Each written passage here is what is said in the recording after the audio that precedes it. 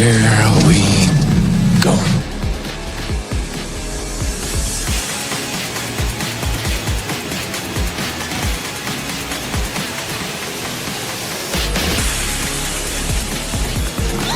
Just get those wonderful toys.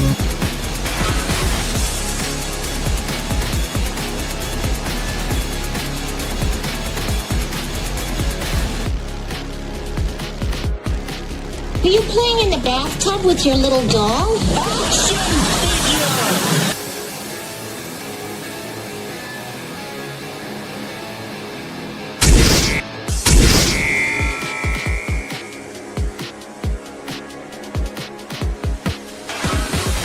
Consider this. What is the purpose of a toy?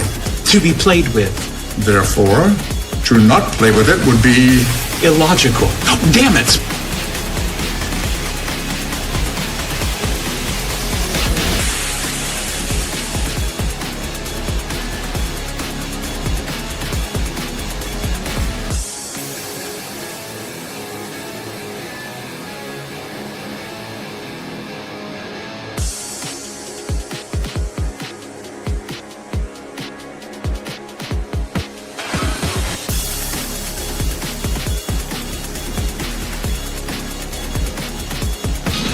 You can do it, Wonder Wheel. I don't want to go through life being a Wonder Wheel murderer.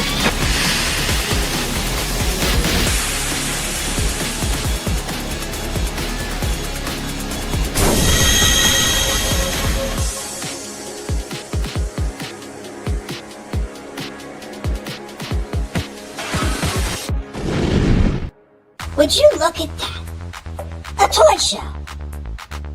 What do you say we go in there and see what they got? Step right up and hear all about wonderful plastic pieces of marvels. Only here on Collectable Past. Hey everybody, what's going on? And welcome back to another Collectible Past as we're getting ready to break down some of the toys that we absolutely decided to show off this week, some of the things that we enjoy, some of the things from the past, the things that are always a lot of fun to show the hell off instead of all the other crazy shit that people do where they're miserable all the time. And of course, like I was talking about last week, we're going to talk about some of the old school things, some of the nostalgia bait, some of the things that some of us may remember from our childhood, some of those toys that stuck with us all these years, and some of them that we may have forgotten about. That is what we're going to start off tonight before we even get into panel introduction with a quick old school toy time for that Christmas time of year.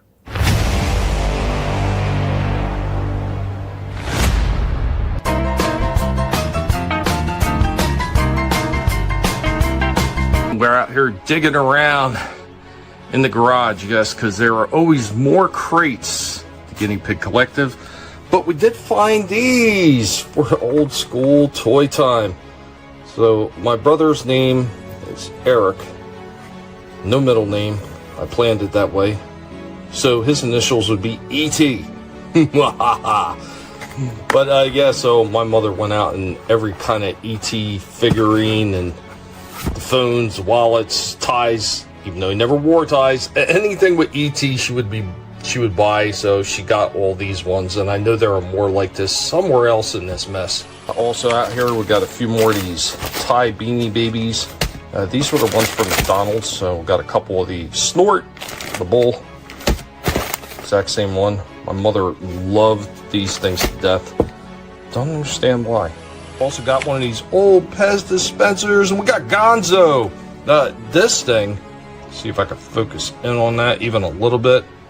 It's kind of rough, but made in Czechoslovakia. How about that shit? Before the Hong Kong. There we go. What an old Gonzo Pez dispenser. And from Burger King, no year on this one either, but Catch the Gargoyles. So you got this one right here. If you can do it fast enough. It actually has sparking actions, and it actually still works, so.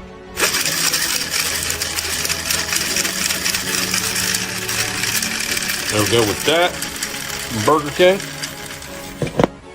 This case right here with just a bunch of assorted weapons for different figures. And, oh shit. Got the Spider-Man helicopter granite. It's a little busted. The legs for it are right here. Actually, the rest of the blade is right there. I could re-glue that shit. Beetlejuice head. I'm not sure what that came off of, but that's kind of neat. Oh shit, we also got a Batman. Old broken Batcopter. Man, I was just recently talking about this. Here goes one of the little feather pieces, the boa feathers for Mr. T. Mr. T and Friends, big 12-inch style. Some of these little assorted mini race cars. Can't remember if these were Hot Wheels or who they were by. No, these were by Mattel, I think. I had a bunch of these, a little Bandito one. And, yeah, shoulder cannon for a wheeljack. Broken though. The guys, there we go. Our old school toy time.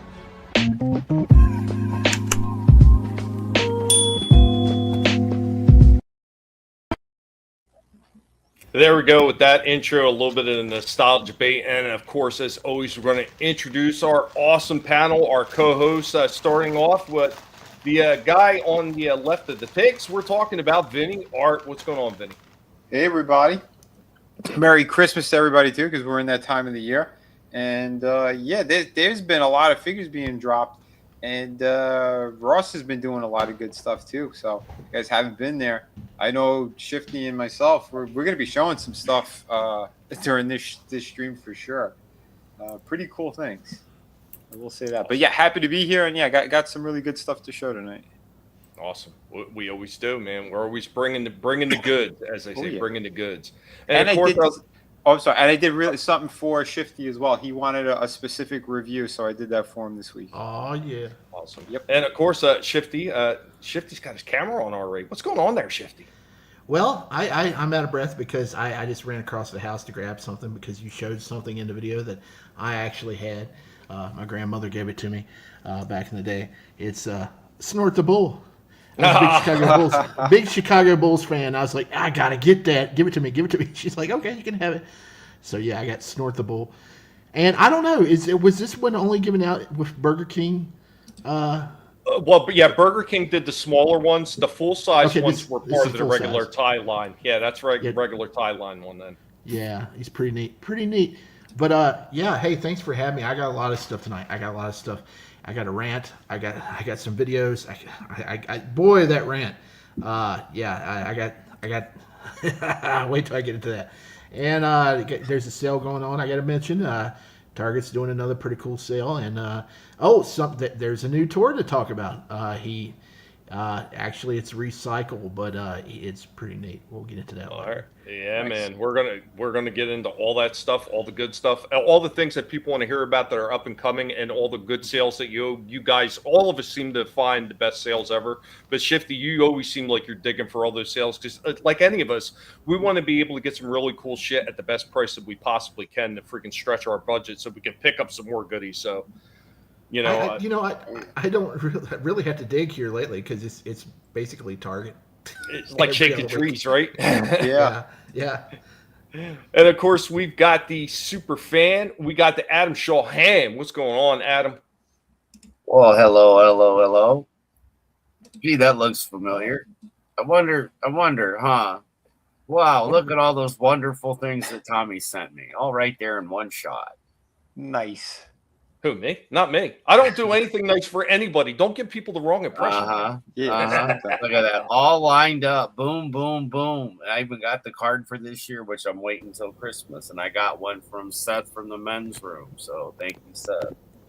But yeah, man, I thought it'd be fun to kind of show it off real quick at the beginning here. And then, have fun as we always do. Expose you to Frank, my wiener dog. Giggity. Awesome.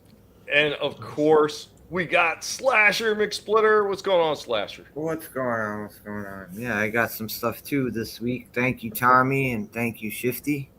Yeah, no problem. Got some figures from you guys, and got something else from Tollbat. It's not a video game, but I'm gonna show it later. It's pretty cool. And oh yeah, here, Tommy, that Beetlejuice that you just showed, that the random stray Beetlejuice head. Mm-hmm. Yeah, here's a picture. All the Beetlejuice figures all had removable heads. Okay. Yeah, So they're little cheap vinyl ones. Yeah. It was this one right here, where he's got like the fucking circus, the bat wings head up here. You take this head off, and it's a smaller Beetlejuice head underneath it.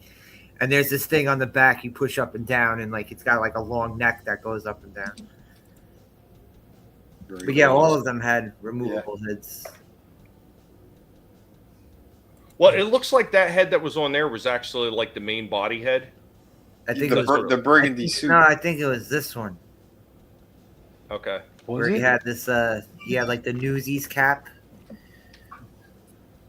I thought that was the one that you showed. I would have to look it back over, but no, that's interesting. I can actually identify that thing now. Cool. Sweetness.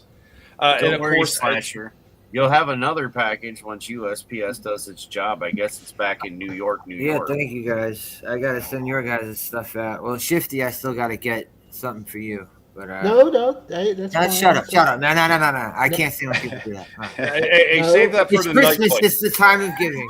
Right? No. I jumped the gun a little bit with Slasher. I said yours a little bit earlier than everybody else. That's fine. But I'm going to go ahead and say hi to the people in the chat. Got Chaos Hoy was in. Chaos, everybody's doing well here. Hope that you are too. Iceman Modeler also hanging up in the house. What's going on, Iceman? Tina Bojan in the house. What's going on, Tina? Thank you for joining us. Well, RR, my man in the house. It is toy time. You damn right it is. Always toy time when we're having fun. Real INAJ 27 also in the house. What's going on, man? Thank you for joining us again. Hope you guys are getting ready to have some fun. All the old goodies. Yeah, man, there's always tons more stuff sitting out in the garage, especially. Gap After Dark in the house. What's going on, Gap? Guys, remember to go ahead and keep sharing the links out there. Let everybody know we're here. It's always the Games and YouTubes. I've been talking about it for over 6.5, almost 7 years now. And now other people are starting to see. They're starting to see it now, and they don't like it. Keely Chow also in the house. What's going on? Good morning, everybody from Hong Kong. What's going on, Keely? Good to see you. I think that I get everybody now. Super fan hanging in the chat as well. I got everybody. Guys, getting ready to have some fun. We're going to kick this off. And, of course, as always, I've got a pig that is up to the task. We're going to kick this off with toys from the past. And Indy has picked a good one. I'm sure many of you may at least remember this one in passing. How you can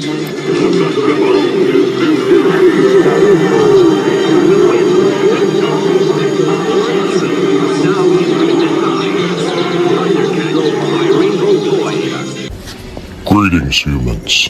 This is Indy. Welcome back to Toys from the Past.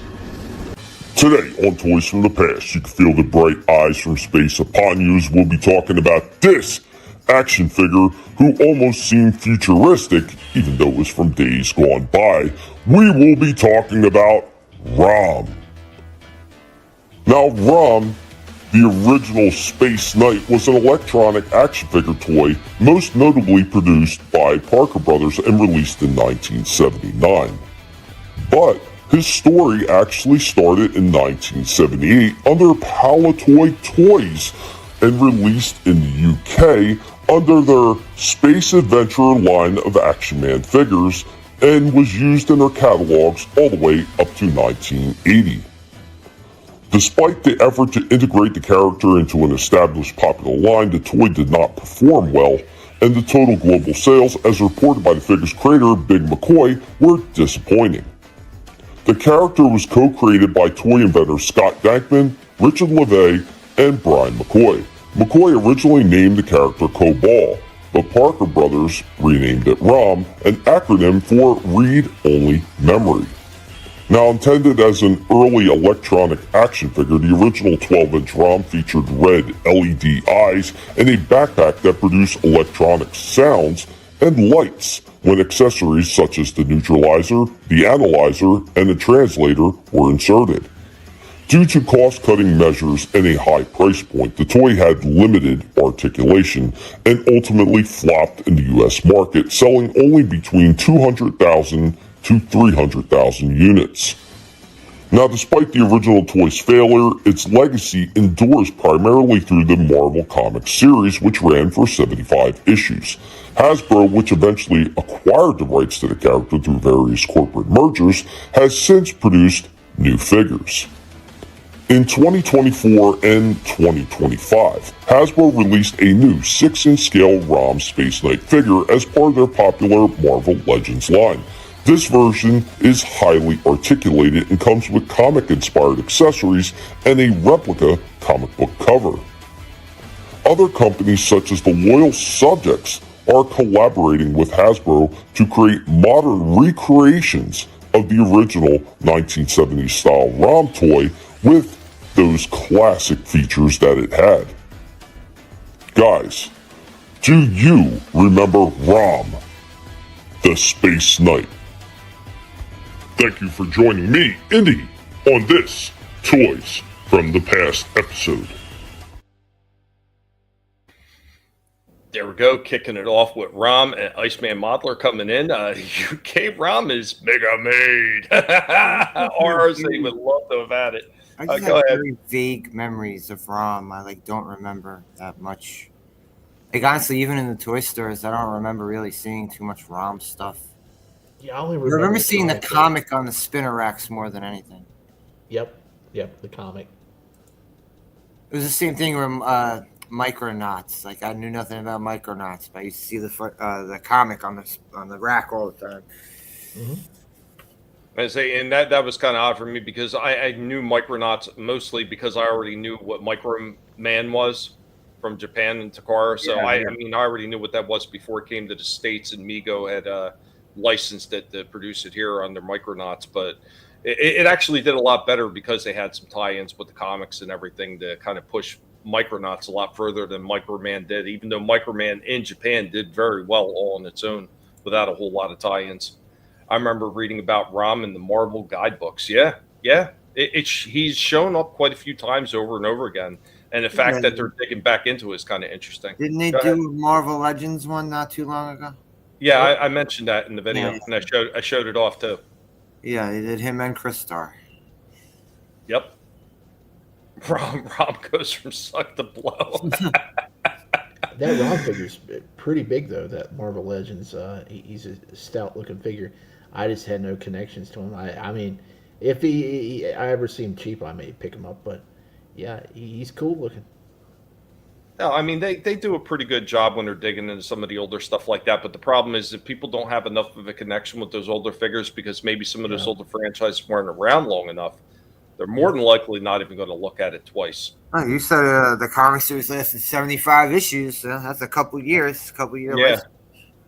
But even then, like in the greater scheme of things, a comic that only lasts a year or two is not a very long-lived comic. So that's still pretty short. Well, monthly comics, 75 months. It's a couple years. Had some longevity. Was it really that? You said 79. I didn't even know ROM was around that freaking long. ROM and me are the same age. Oh, that's funny. But we're going to go ahead and we're going to pivot into an unboxing, man. Always a pleasure to be able to get something. And I never expected that I would get stuff, running a small channel like this. Thank you, Sean. And we're going to go ahead and play this unboxing real quick. And then after that, we're going to hit a Toys and Bygone era. And then the guys got some awesome stuff that they're going to be showing you as I take a back seat and they take over. But here we go with the Collectable Past unboxing.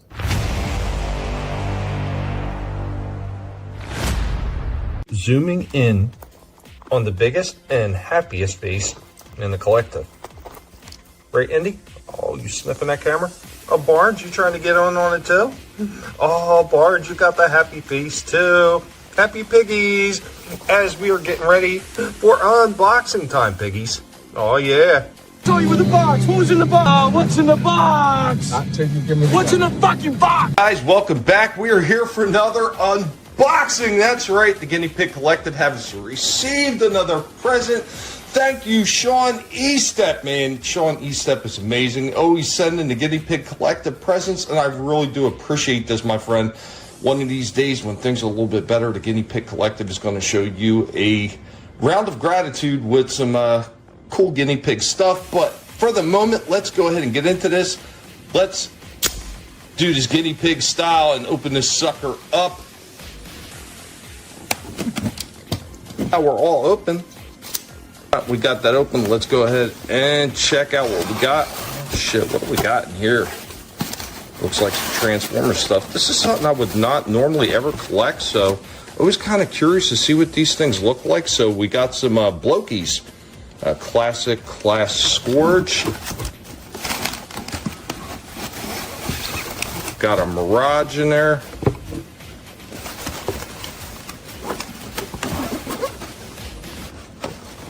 This is getting a little bit crowded, but Optimus Primal. And let's see who the last one is. We got Megatron. So we'll go ahead and lay these out on the table and take a quick look. There we go with all four of them sitting there.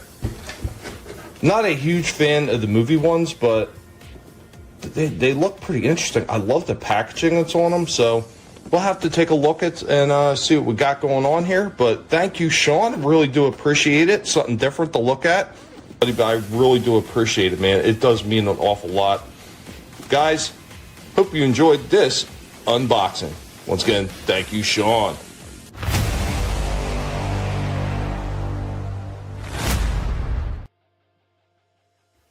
See, if you're not gonna have the window on the box, then do something cool like that.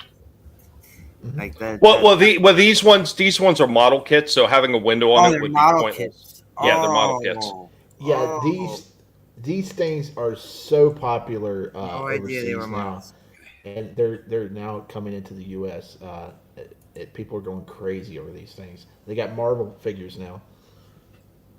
Hey, Mr. Shelton, what's going on, John, man? Good to see you, man. Oh, man, this is usually not your time to be up, but I appreciate you being here.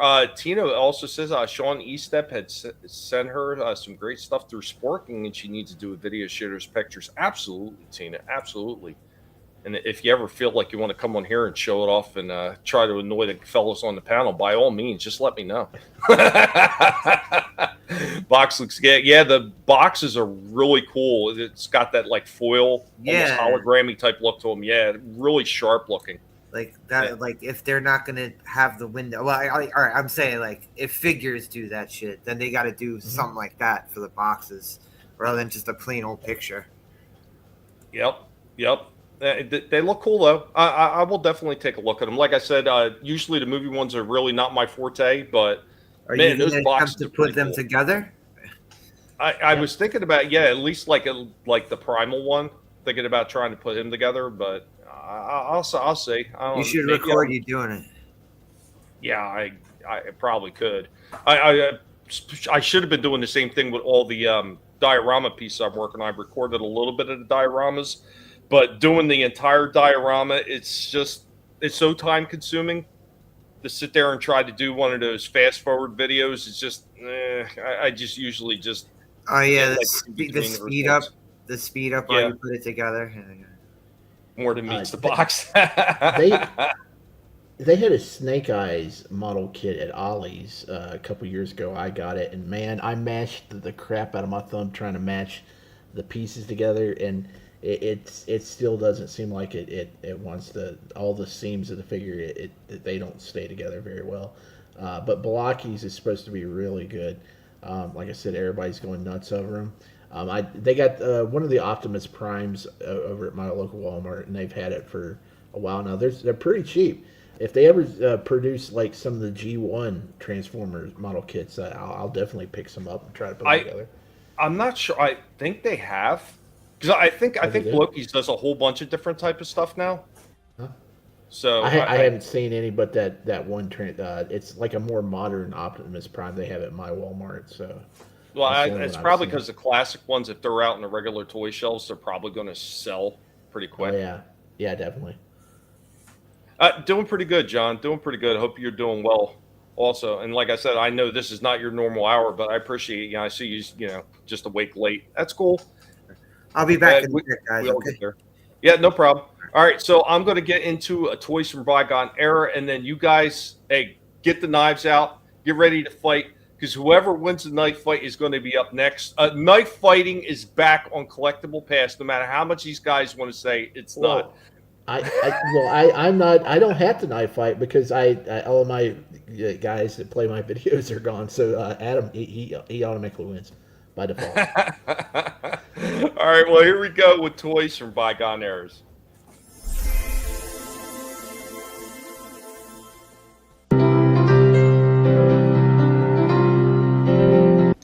I am your Professor Indy of the Guinea Pig Collective. Welcome to Toys from Bygone Eras. And for 1975, these great new characters. Astronauts Alan Burton and Pete Burke. And the Apes. Galen, grandson of Cornelius. Urko, the vicious soldier ape. And General Ursus, the nemesis of Dr. Zaius and the astronauts. Planet of the Apes Series 2, sold separately by Mego. You were little and had fun making mud pies. And then you grew up and helped Mommy bake a Betty Crocker cake. Well, now that you're older, guess what? Now there's a Betty Crocker Easy Bake Oven, just for you. It's the most beautiful oven I've ever seen. And it comes with real Betty Crocker mixes. Be a Betty Crocker baker, make a Betty Crocker cake in your Betty Crocker Easy Bake Oven. And you can get extra Betty Crocker mixes to make lots of delicious treats.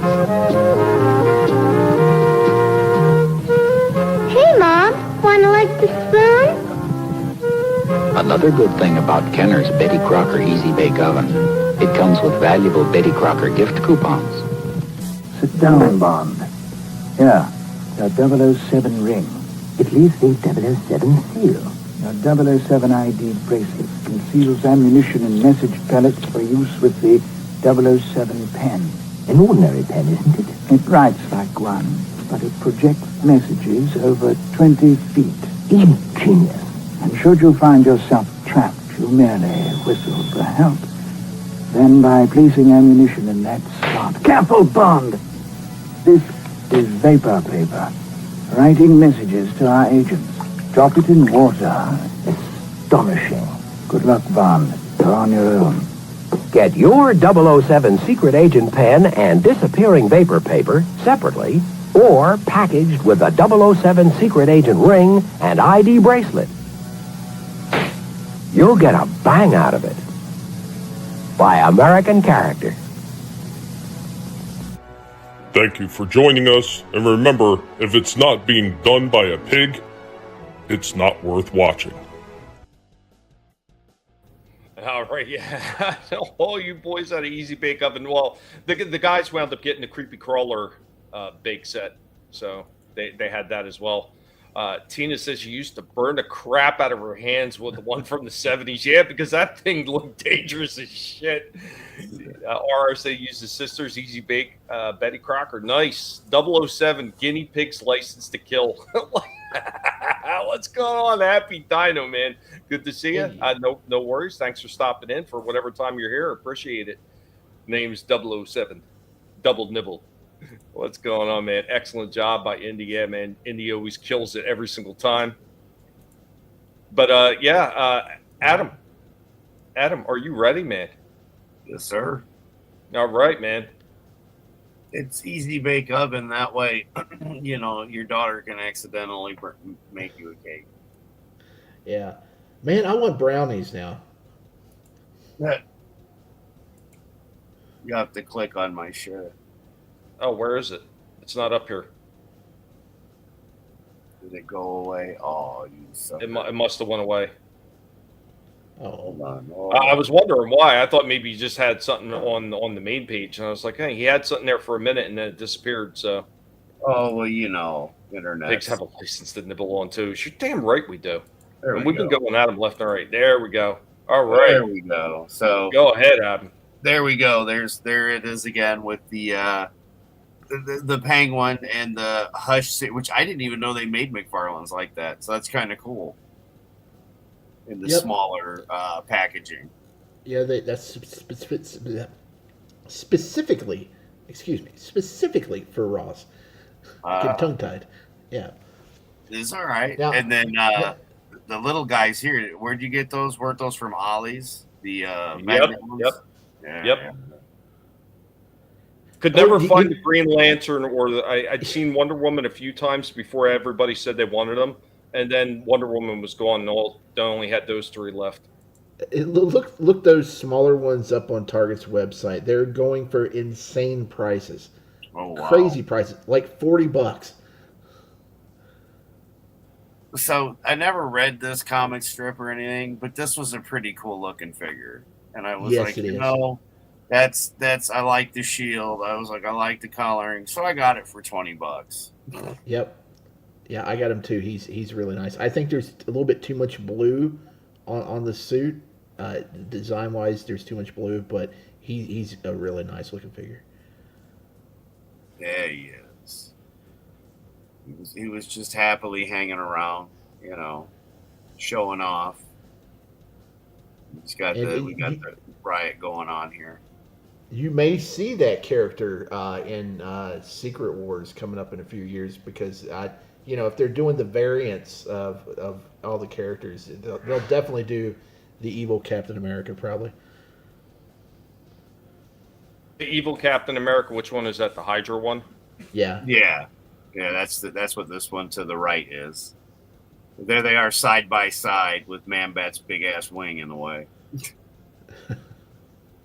So, and that cap looks awesome. That's the one that came with the 2-pack, right? Yes, sir. Yeah. There is Captain Hydra America in between Venom and Captain America, and of course Ghost Rider by his feet, because there's always Legos and a little Vinnie art to the left there, right next to the Ghost Rider. That's how we roll up in here.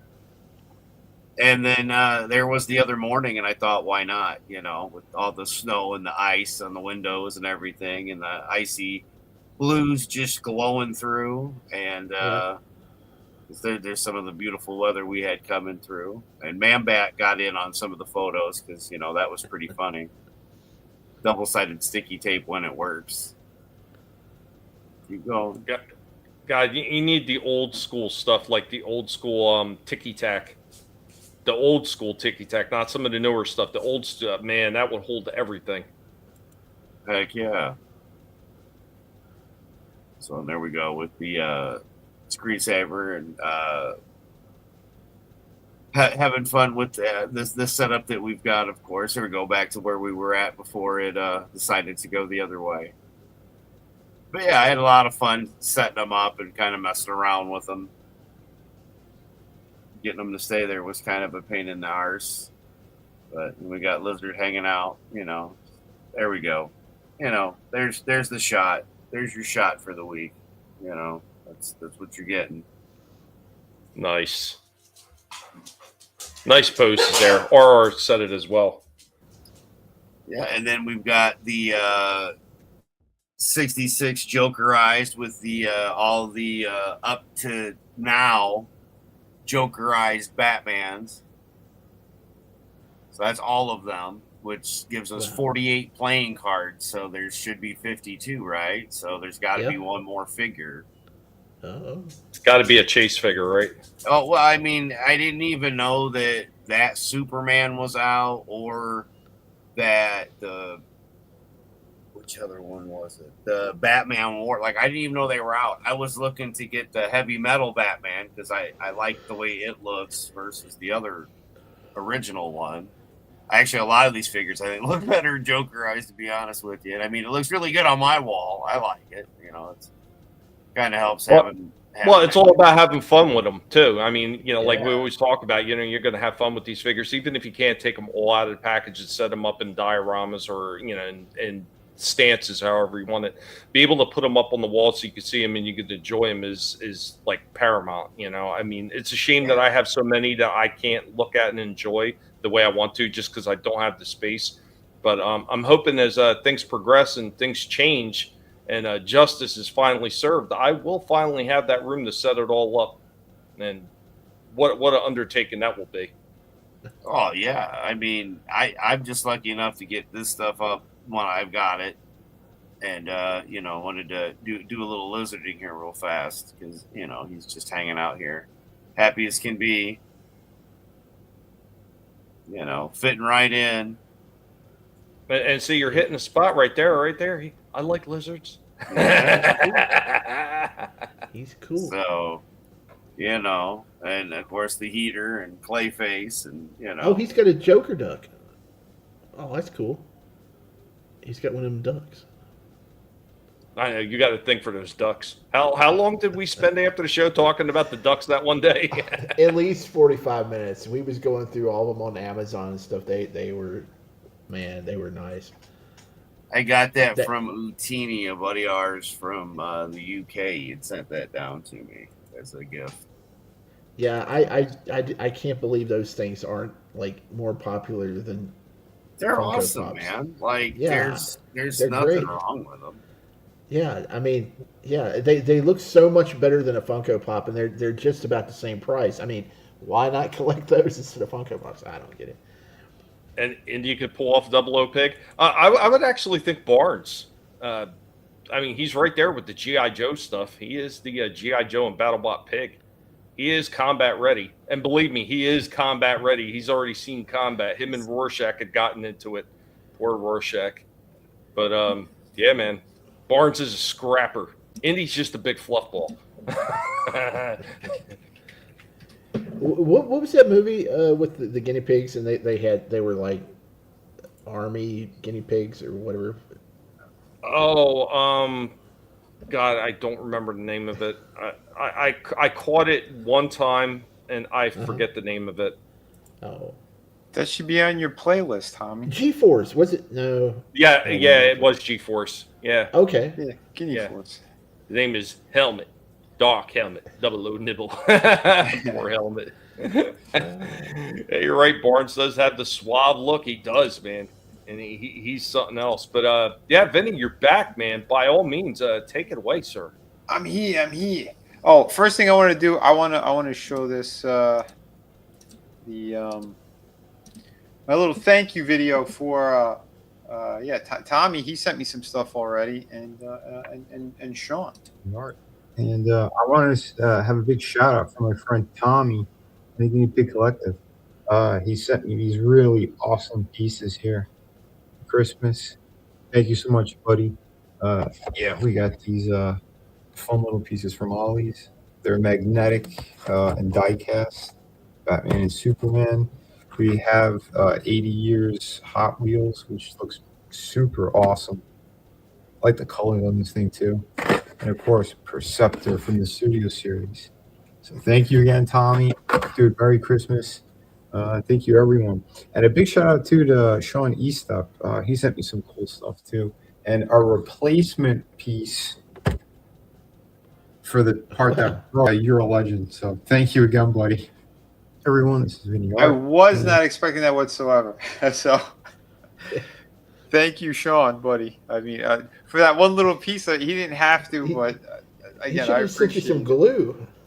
Yeah, I mean that would have been fine. I don't know. Maybe he found those good deals as well. He maybe stocked up on them. Yeah, I mean, I can't say it enough. For myself, I mean, like I said before, I never expected, regardless, small channel, never expected to be able to get any kind of gifts from anybody that was watching and everything like that. And likewise, it's man. super appreciated, man. I really do appreciate it. And Thank you know what's so good much. too? Those things are army builders. I mean, because we had, I got the white Irish girl there with the hat, and now I can do like that Native American looking chick. So that's fine. It still works. Or you could paint it up in like desert camo if you want to. That's true too. Yeah. Could be There's great. a lot you can do there with it. Oh, for sure. That's what I love about a lot of those Hasbro things. There are good things that are kind of interchangeable. between some of the lines. Well, I mean, they even did it to a small extent with the Transformers. So they made some of those packs where it was just like army building packs. Mhm. The only problem is usually those were the ones that were really hard to be able to pick up at a decent price, or even just pick up because they would sell so quickly. Oh yeah, for sure. Well, I might as well show this too then. I'll save the longer one for later because Shifty wanted a full review, but I'm doing a quick one. And now I said I wasn't gonna get these things anymore, but this set was normally very expensive. Dude, Adam, stop.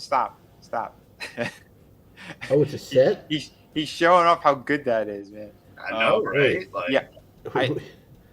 Man, What are you reviewing? Well, I'm reviewing a Tord thing that I did not think I would get at all. Oh, yeah. Do I have to get the banner?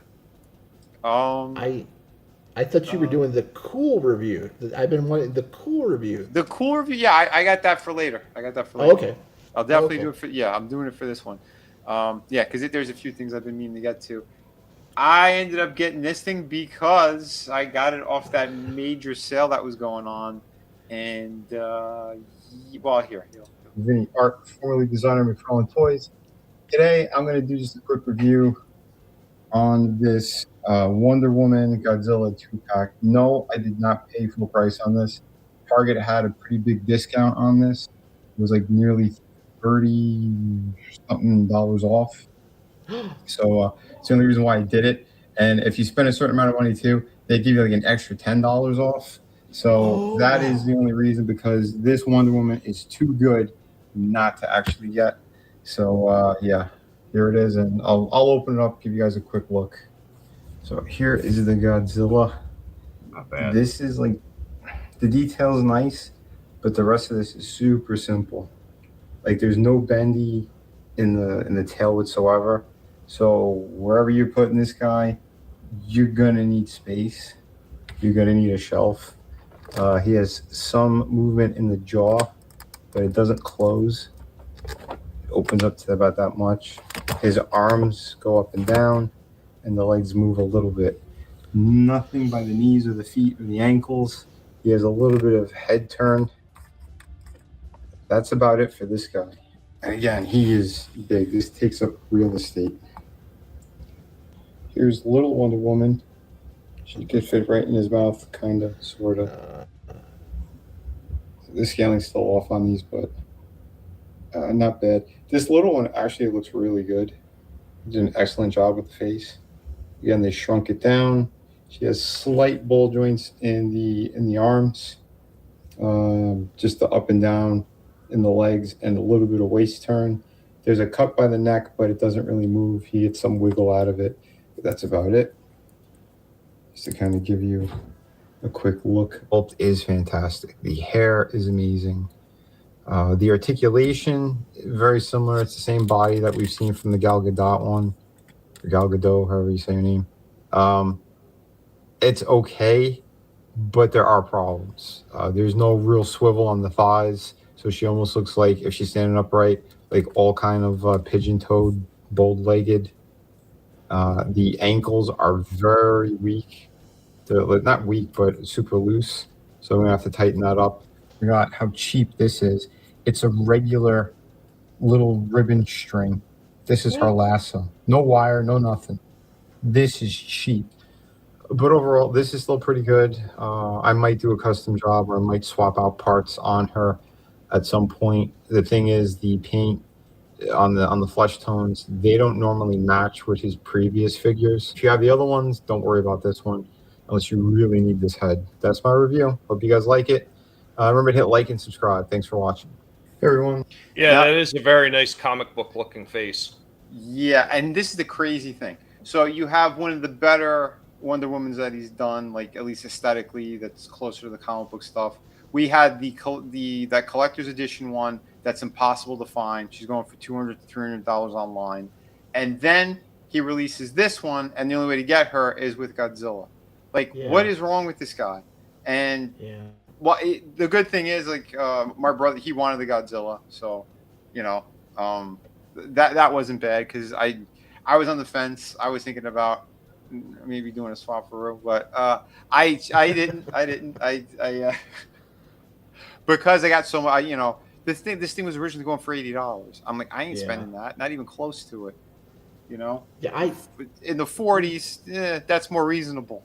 The figure looks good. I just think I don't know. I think it would maybe look better with a matte finish on the armor because it's too. I don't know. It's too. Yeah. It looks kind of like a Hot Wheels car.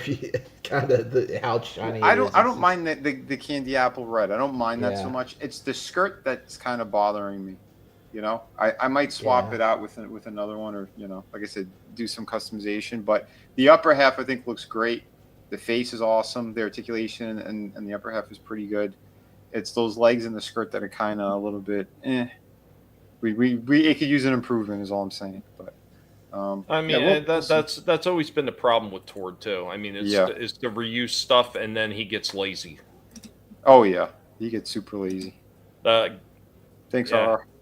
And Gab said, "Are you sure you really like it? Can't tell by the review." Well, because I got my issues with Tord for sure, but she does look great. The sculpt work is awesome on Godzilla, but he's super limited, and the way what the process he used for Godzilla, it's very, very, very cheap. Like this guy, he's throwing an $80 price tag on this is insulting. Yeah, I'll put it at that. Because the way that the Godzilla reminds me of some of the cheaper Toho ones that they put out there, and I picked up a few of them. They look pretty cool for what they are, but you're not getting them for articulation. You're just getting them for the look, right? And that's what it reminds me of, the really basic, cheap Bandai Godzilla figures that they put out. Yeah, because it's all hollow inside. It's like those. You remember those kind of figures you used to get at flea markets? Yep. You can still pick up at some of this place like Dollar Tree and everything like that. Yeah, and they're dirt cheap. Why would he like? All right, if we're gonna split it in half, and you go, okay, which is the figure that's more expensive? You know what I mean? It certainly isn't him. Yeah, there's a lot of plastic there, but that's all it really is, and that's cheap. Yeah. He's $15 best. Yeah, at most. So don't tell me that she's over $60. Get out of here. Absolute garbage. Yeah. But that's Tord for you. Shifty. It appears Shifty's got something hanging in the bullpen. Well, before the bullpen, I got a rant. I gotta get this off my chest. Wait, let me make some popcorn. Okay, look, I hope anybody that orders anything out there in our audience, or watching the replay, all y'all on the panel, I hope all the package deliveries go smoothly and you have no problems, no issues this holiday season. Let me just say this. Some of these third-party drivers that they hire during the holiday season to deliver stuff are terrible. The last month, we've had issues, not just from UPS, but FedEx. So I'm thinking there's a guy that's double dipping in both companies and delivering both for both companies coming through here, because it's not our regular drivers, I can tell you that, because they're impeccable. They'll drive the big trucks all the way out in boonies and deliver your packages to your house, and they'll follow directions, and they're great. These guys they hire for the holidays, they suck, or this one person does. About a month ago, I had trouble with UPS where we were looking for a package, couldn't find it, didn't know where it was.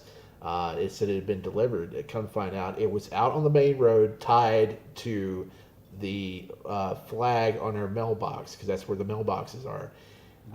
UPS and FedEx are not supposed to do anything with mailboxes. That's not the U.S. Postal Service. That's not they're supposed to bring it to the house or somewhere, right? Well, they left it out there. Okay, and then we're like, okay, what the crap? 2 weeks later, FedEx, I had the same thing happen. But they, when you get your email update, to say, hey, somebody's delivered your package, it said delivered to the back porch. I looked on the back porch. Nothing there. I looked on the front porch, nothing there. I'm like, why did they list this at the back porch? Because it's not there. Come to find out, first we went all over to the neighbors' places to see if it had been delivered there. No, it was sitting out on the mailbox, tied to the mailbox flag out on the main road where anybody could grab it. This past week, somebody's package was sitting on top of the mailboxes. The next day, it was still sitting there, but the wind had blown it off the mailbox into a gully next to the mailboxes on the main road.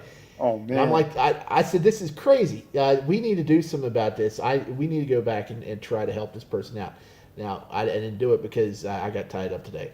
I came home, took a nap. I had ordered some hubcaps for my father. He's got an old truck he's fixing up, and he wants to put these nice hubcaps on there. And I ordered them off of eBay.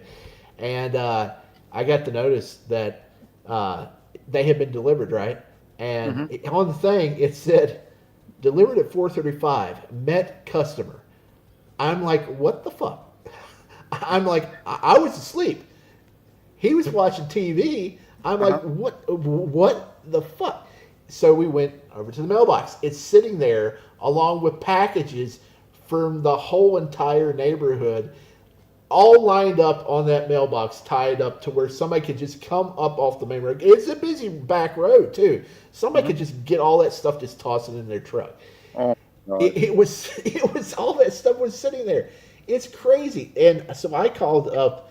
I found the local number to call on Google, and I was like, I thought I was getting the local number, and it said local number, but you get patched into India. So they're like, yeah, that was kind of disheartening, but they say that they're going to try to fix the situation. I don't know if they will. And now I have my pile of loot coming Saturday, so I've got to be on pins and needles, just constantly looking at my updates of when that's going to be coming, because damn, I've got like a month's worth of toys or more coming in that box, and I don't want it sitting out there on the side of the road on the mailbox, because I know it's not going to fit. They're going to have to put it in the grass underneath. It's stupid. And now I don't know if it's because they're delivering when the sun goes down and they don't want to come onto private property out in the country. Hey, you took the job, do your job. Come out to deliver the stuff. Don't just leave it on the side of the road. That's stupid. It's the R word, if you ask me. I hate it. Well, hold on. Yeah, Tina, a lot of companies ship through UPS and then FedEx, and then it winds up getting redirected back through USPS. But hold on. I want to help Shifty out here real quick. So Shifty, here's how you're supposed to do a rant. Are you ready? Okay. These son of a bitches that sit there and deliver packages, and they sit there and they do this dumb stuff where they just put the packages and they don't even put it in the damn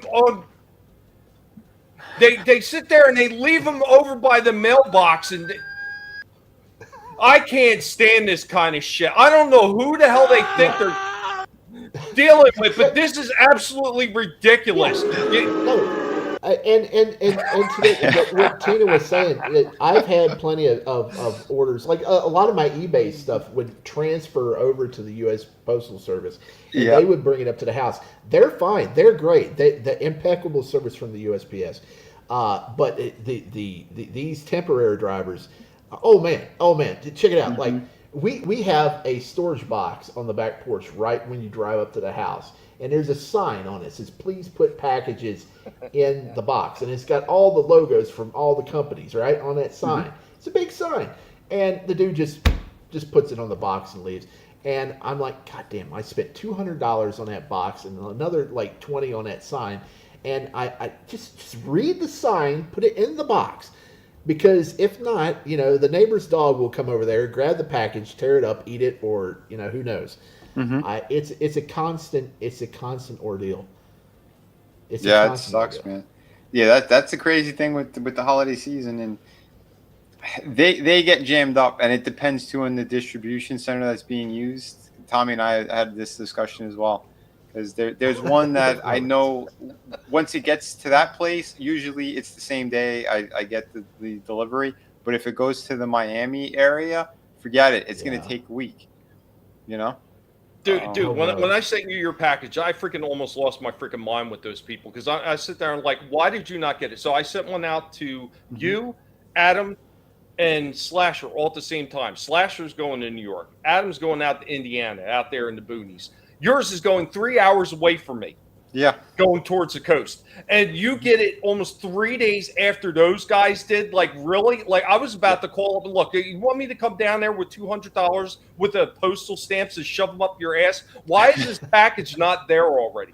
These people are absolutely fucking redonkulous with the shit. They keep upping the prices and then they lower them a little bit around the holidays like they're doing you some big favor to freaking reroute it back and forth between a couple postal freaking hubs. Like, oh, yeah, we're doing you a big favor. You ain't doing me shit, jackass. I could have went to UPS and had it there in half the fucking time, and I would have paid a whole whopping $5 more. You're not helping anybody. Yeah. Is that it? Did I do it right? Did I do it right? I think so. I didn't hear any sirens or people screaming, but pretty good, though. Pretty good time. Goldberg Spear. Oh, no. Oh, no. They do hire some pretty shady people during the holidays, man. They are redonkulous. This is a longer video, so you probably want to put on 1.5 or 1.75. I don't know how fast I'll talk on 1.75, but let's see. Max speed. We'll do 1.5. Okay. Hey, what's going on? Shifty back for another video. It's time for mid-December pickups. Went out this morning, did a toy hunt. In case you didn't see the last video or the video before, I mentioned I got the Silver Surfer figure over at Walmart. I actually had it reserved at GameStop, so I went over there today and canceled it and got the Daredevil figure that I was looking for or was tempted to buy when I saw him at Walmart. I got him this morning, mostly for customization purposes. I need to watch a video though to make sure there's a cut at the waist that separates the top from the bottom because I need to combine that hoodie with some jeans for a project that I've been working on for way too long. Yeah, this is going to be dismantled, and you know, I don't really care about Daredevil in this suit. It's just he has a really nice outfit to kit bash. It's great. A lot of people are customizing another this one if I can find one for cheap. It came down to getting this or Beast. I'm still not sold on Beast because, you know, the cat face Beast isn't my Beast.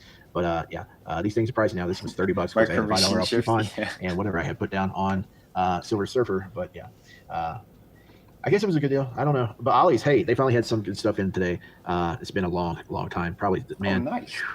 Maybe 6 months since I bought some in Ollie's. Yeah, man, finally spotted Power Luke Man, Cage. Luke Cage. This is a classic attire with the yellow Buccaneer boots. I got him mostly because I have his first issue. I bought it when I was a kid for $14.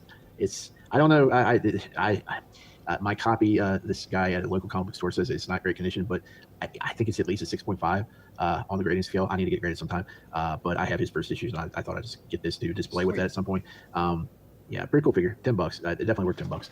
Also got this for $10. I really didn't want to spend that much on it, but you know, this is another customized. Oh, real quick, who is the build-away figure in that line with Power Man? Oh, I'll get into that. I got a follow-up video. I unboxed this guy, so after this one you'll see. Cool. Figure. I think that body looks way better than the body that they have for the Bruce Banner and the Bruce Banner Grey Hulk 2-pack. So I'm going to try to swap the heads or just get a new head for Bruce Banner because they have some screaming facial heads on some of these other Marvel Legends that will pass for Bruce Banner. So you know, I'll just make a custom Bruce, and that head right there for Egghead, that might be a custom Beldar from Coneheads at some point. I just got to remove the little monocle glasses he has glued to his face, but. Yeah, maybe I can get him a barbarian type fur outfit and headband and make him into the warrior version of Beldar from the end of the movie, you know, where he Gnarfled the Garth Thunk or whatever the monster was called. Yeah, I got that for $10. I guess it was worth it. $4. These things finally got marked down. I still haven't seen this movie. I got it, but I still haven't watched it.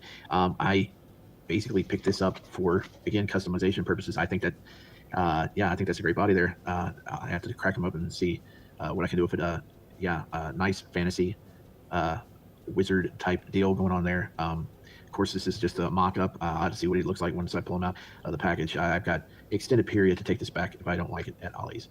But I think I can do something good with him. I just got to see what celebrity heads I could possibly make into a Lord of the Rings type character there. $4, definitely worth it. Also picked this up. Now I got to be careful with this because this one's been known to break. The arms have snapped off on a lot of these figures here. I think that is well worth it. The other two figures are still $7 for some reason in the animated Dungeons and Dragon line over at Ollie's. But I hate you get two figures here. You get the little unicorn and little barbarian kid. So yeah, this is definitely worth $4 if he remains intact. I think I'm going to crack him open early. And it comes with extra dice down here. Oh, that's nice. That one didn't. This one does because with a little dice. Yeah. So oh, they only made 3 of these. Man, that sucks that this line didn't do well enough to where they can make the rest They of the actually characters, did more because they had the little they did? dwarf guy and man. They Oh had the yeah, sorcerer they kid. did the paladin, they These two did the are wizard, 7 they bucks, did them all, yeah, but they were if released in that separate can set remain along with intact, it doesn't break Avenger through that, and looks like it's going to be a cool figure for $4. Dungeon Master. $4 in Ollie's. What did I get now? Oh, let's talk about Ross. Ross didn't have any of the good stuff that I've been seeing online, but I did find a Barney. Man, I gotta watch what I do here. This is my 3rd Simpsons figure. I got Homer, I got Krusty, and I got Barney. I wouldn't mind. You have more trying than to I find, do now. Otto, and I passed up on Otto several times, and Groundskeeper Willie. I'm kicking myself that I did. I'm thinking I may get into Simpsons figures. I don't know because they're cheap and they look pretty cool. I do wish they had more expressive faces on them, but man, that is a nice figure. I don't know. I'm just going after the characters I do like, are the ones that look really good. This one looks really good. He doesn't have any beer cans though, and he doesn't even have a hand where he can hold a beer can, which sucks. But yeah, I got Barney. Now just give him a plow. Well, he's sobered up. Yeah. Oh, this is really cool. You saw my preview video I made on Twitter. Yeah, check it out. I snatched this up real quick. I need to glue it here at Tor. But man, salt and pepper. That's really nice. I don't even collect these reaction figures. I don't usually collect them because most of the time they don't look this good. But these are really nice. Oh, and it sucks too. They had a McFarlane Flavor Flav figure over at Ross at one point, and I never could find it. Man, I would have got that too. But yeah, these look really, in the packaging, just real nice. $8 for these two, so $4 a piece. This is probably my favorite thing I picked up today. Yeah, I swear if they would have more musician figures, I would buy them. Like, give me some Michael Jackson figures. Give me some, I don't know, Aerosmith, Metallica. Just anything from back in the day. Like I would buy them. Would buy them up. Oh, okay. Now this sucker, I'm gonna have to do an unboxing on this because he's big. I got him for $6. I haven't even played Diablo 4, but yeah, man, he's real nice. He's a McFarlane statue, and I'm gonna bust this sucker open and do a review on him. Nice. Yeah, if I saw any more of these over Ross, I would have picked them up. I'm getting into the statues. I like them. If I get them cheap, I'll pick them up. But yeah, that's all I got for this video, and stay tuned for the unboxing for this sucker, and we'll see what's going on later. Hey, what's going on, Shifty back? Pretty cool, okay, man. Quick little unboxing video. If you played on 1.5, it shouldn't be too long. It's only like 4 minutes. Oh, 1 sec. Oh, so real quick with the animated ones, I've got Uni and I've got Bobby, the little barbarian kid. I did full reviews on all of my. I got Jesus, the acrobat and the what was he considered, a ranger. I've done reviews on all of them. Had no issues with any of those figures whatsoever. Well, I did with mine, kind of. It might be because he's been sitting on the Ollie's shelf for years. So I'm going to have to look up and try to find those other ones because I haven't even seen them. Yeah, they were never at Ollie's, but I remember seeing the Dungeon Master up in a Target one time, and I can't remember it. I think it might have came with a dragon or something like that, but it was a pretty big box. Avenger came with the steed, and as far as the wizard and the paladin, Eric, I'd never seen him at any of the stores, and the rogue chick too. I forget what her name, because she had the hood. Never seen those 3 in any of the stores though. I'll have to look them up. Let's play this one. I'm pretty glad I didn't pay full price for this. But I never would have. I basically waited till it got down to $4. There's a lot of issues with hardly any clearance room in the elbows. There's a serious defect in my thigh on this figure, on the right thigh. It's just misshapen all to hell. I don't know what's going on there. And the skirt is super rigid to where you can't get hardly any clearance room on the thighs, but he still looks pretty cool, especially for $4. I definitely not worth the $25 or whatever they were charging when they were first released. It looks just as nice without the helmet. I am going to try to find a different head for this character body and customize them up. Maybe, I don't know, maybe I may get another one of these just to see if I can paint it. Pretty cool character, added to the collection for fantasy purposes. Here's the other Dungeons & Dragons figure I got. Where's the... Oh, yeah, there's this little club here. This one, I totally understand why people were breaking this one straight out the package. He looks amazing. but every one of his joints are stiff as hell. You really need to either soak them or hit them up with a hairdryer as soon as you get them out the package. $4. Bobby here is a steal. Plus, he comes with a uni. Really nice little package for $4. But you just want to be very careful about posing him until you warm him up, because he is super fragile, really skinny arms, and yeah, I'm pretty sure the joints will just snap right in half if you don't warm up that plastic first. But $4 at Ollie's right now, a great deal. Okay, let's move into the last one here. I opened up. It's Egghead. He looks great. He's built great. He feels solid. The plastic on this is much better quality. I'm going to use this, like I said, this body for a Bruce Banner. I may have to paint that tie up or see if I can swap it out. I don't know. He looks really nice. His face, he looks sort of like a chubby John Lithgow kind of. But I'm going to use that head as a cone head. He kind of does. I don't know. But yeah, he looks pretty sweet, sturdy looking figure. Now that I got him out the box, he's definitely worth $10. Oh, and he came with this Build-A-Figure piece. It's a huge, oversized female body. It's for Cassie Lang. I guess she's in her giant mode. But it's purple and black and silver. This would make a good midsection for She-Hulk. I'm just wondering, Vinnie, do you think the She-Hulk that the Iron Man and Fantastic Four She-Hulk? Do you think I could snap the thighs off and pop them on here, and the arms? That is a really little hole right there in the shoulder. I don't. Are they compatible with the Build-A-Figure pieces? Because this would make a nice midsection for Hulk. I may have to paint the neck up a little bit, because you don't ever have a black neck. But I don't know. I do not think these things are in scale. I think this is a lot bigger. Oh wow! If that's supposed to be the giant mode one, this is Because She-Hulk's a pretty sizable figure, but I didn't pull her out to see. Yeah, I think She-Hulk's maybe 7.5 to. She's in that range, 7.5 to 8 inches. I think 7.5. I never measured it, but this Cassie Lang, I believe she's like closer to 9 inches. Oh, I think. Okay. Yeah. I've never seen this thing put together, so I honestly don't know. Maybe I could use this for something. But yeah, I do not think you could. That's it. You can't swap that one out. Well, darn it. I got a lot of interesting finds there. And again, and as far as all those Dungeons and Dragons, the animated ones, man, I enjoyed the shit out of the ones I picked up. I wish I could have got the rest. Now, I did see the Paladin, Eric, for sale on eBay, but it was going for a ridiculous price for a solo figure. And I was like, yeah, nah. RR. Yeah, but Ollie's just not happening for me. I did pick up some stuff, like I said, this week, and I did get some good stuff. The Salt and Pepper figures are really cool. There were some things that I did see that I almost bought, but I sat down. And if I knew that Vinnie and Adam wanted it, I would have got it. They had Tekken figures. They had King, and he looked really cool, but I was like, it's $15, and I don't play Tekken, so I put it down. And they had a Superman statue that was just a bust, and not too tall, and it was $10, and it was Clark Kent pulling his jacket open and revealed the emblem of Superman, and that was $10. It's probably about $5 over the price. I put that down. They had Ultimate Casey Jones from NECA, $18, but the package was ripped on it, so I had to put that down.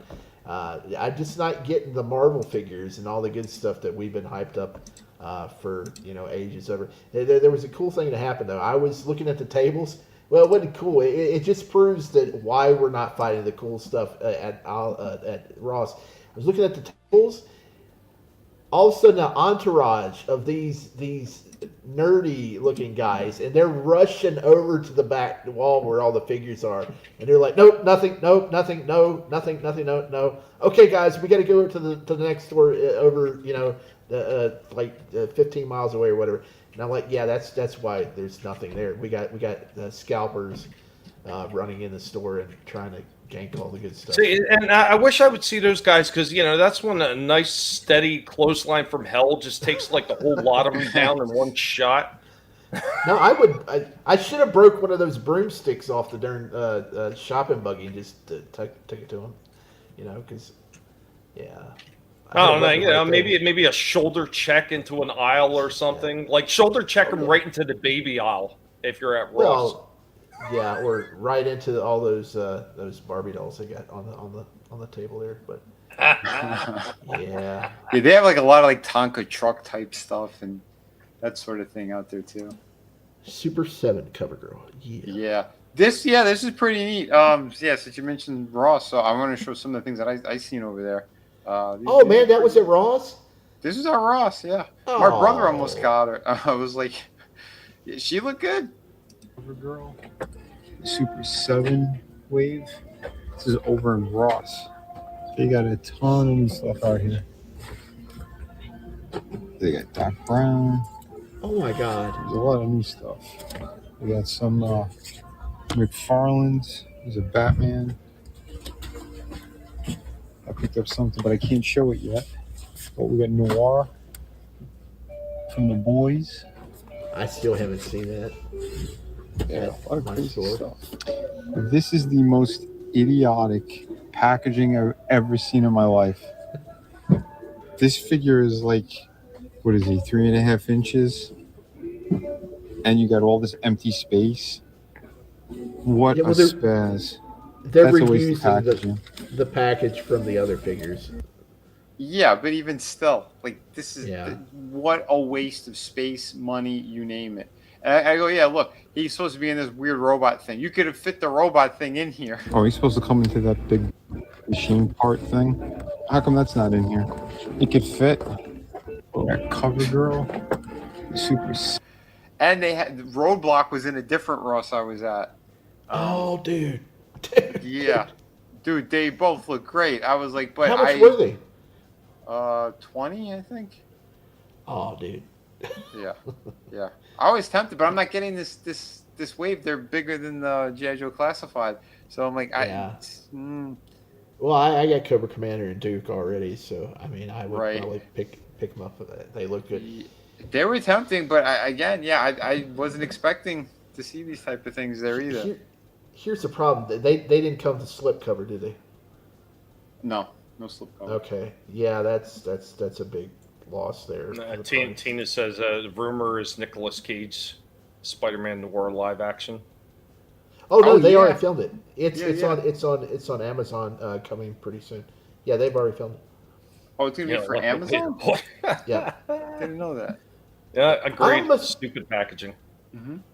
I almost bought another Avatar figure. They had a really nice Jake Sully figure and he was all armored up, and he had like a big machine gun. Now I don't know. I guess that was from either the end of the first movie or I haven't seen the second movie yet, so I don't know if he uses the machine gun in the second movie. But yeah, he looked really sweet. I might pick him up.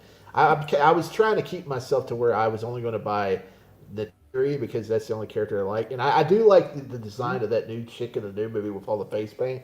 I may get a figure of her later on, but Paige.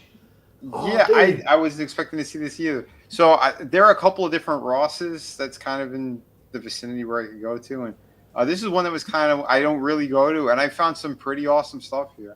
So here's a piece that I found over at Ross. I'm probably going to customize her or use pieces of her for something because she was only $2.99. Damn it. So, yeah, I don't know. When I open her, I'll see how she is. But I think I'm going to be doing some custom work with this one because those legs could probably be used for something else. But we'll see. I'll mess around. I did get a couple of other things at Ross, but I'm going to do a full breakdown of those soon. But yeah, check Ross right now. Holiday season, they've been getting some really cool stuff out there. So yeah, happy hunting, guys. Hey guys. Yeah. So the ones that were right behind her. Yeah, those are the Tekkens. But I didn't do a full review or nothing for that because again, you wanted a full review on something else, so that's what I did. A little bit limited on time this week. A lot going on. But it's a cool review. It's a cool review. Oh, it is. It's a very cool review. Should I just jump into it? It's up to you. I mean, I still got a ton of stuff too. I mean, all right. I'll just let me stand back while I whip this out because it is a pretty cool review. I got issues with it though. Yeah. Well, I talk about it a bit. Yeah. Well, again, I had different expectations as well and thoughts, but you'll hear them during the review.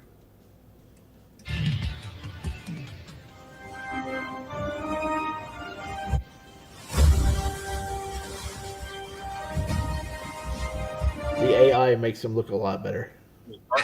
Formerly designer at McFarlane Toys. Today, I'm going to be reviewing the Marvel Legends Secret Wars Iceman. And there's been mixed reviews with this guy, considering his clear plastic. There are people who either love it or hate it. There are some issues with it from what I could see already. And I see two different colors, like the kneecaps. I believe his elbows are also more of that frosted color instead of the crystal clear. What's up, guys? Hey, buddy. Pick one. They have this in my Welcome store. back. This Are you looks gonna pretty make it good. frosted, I think or I have are too you many going Iceman to- figures though.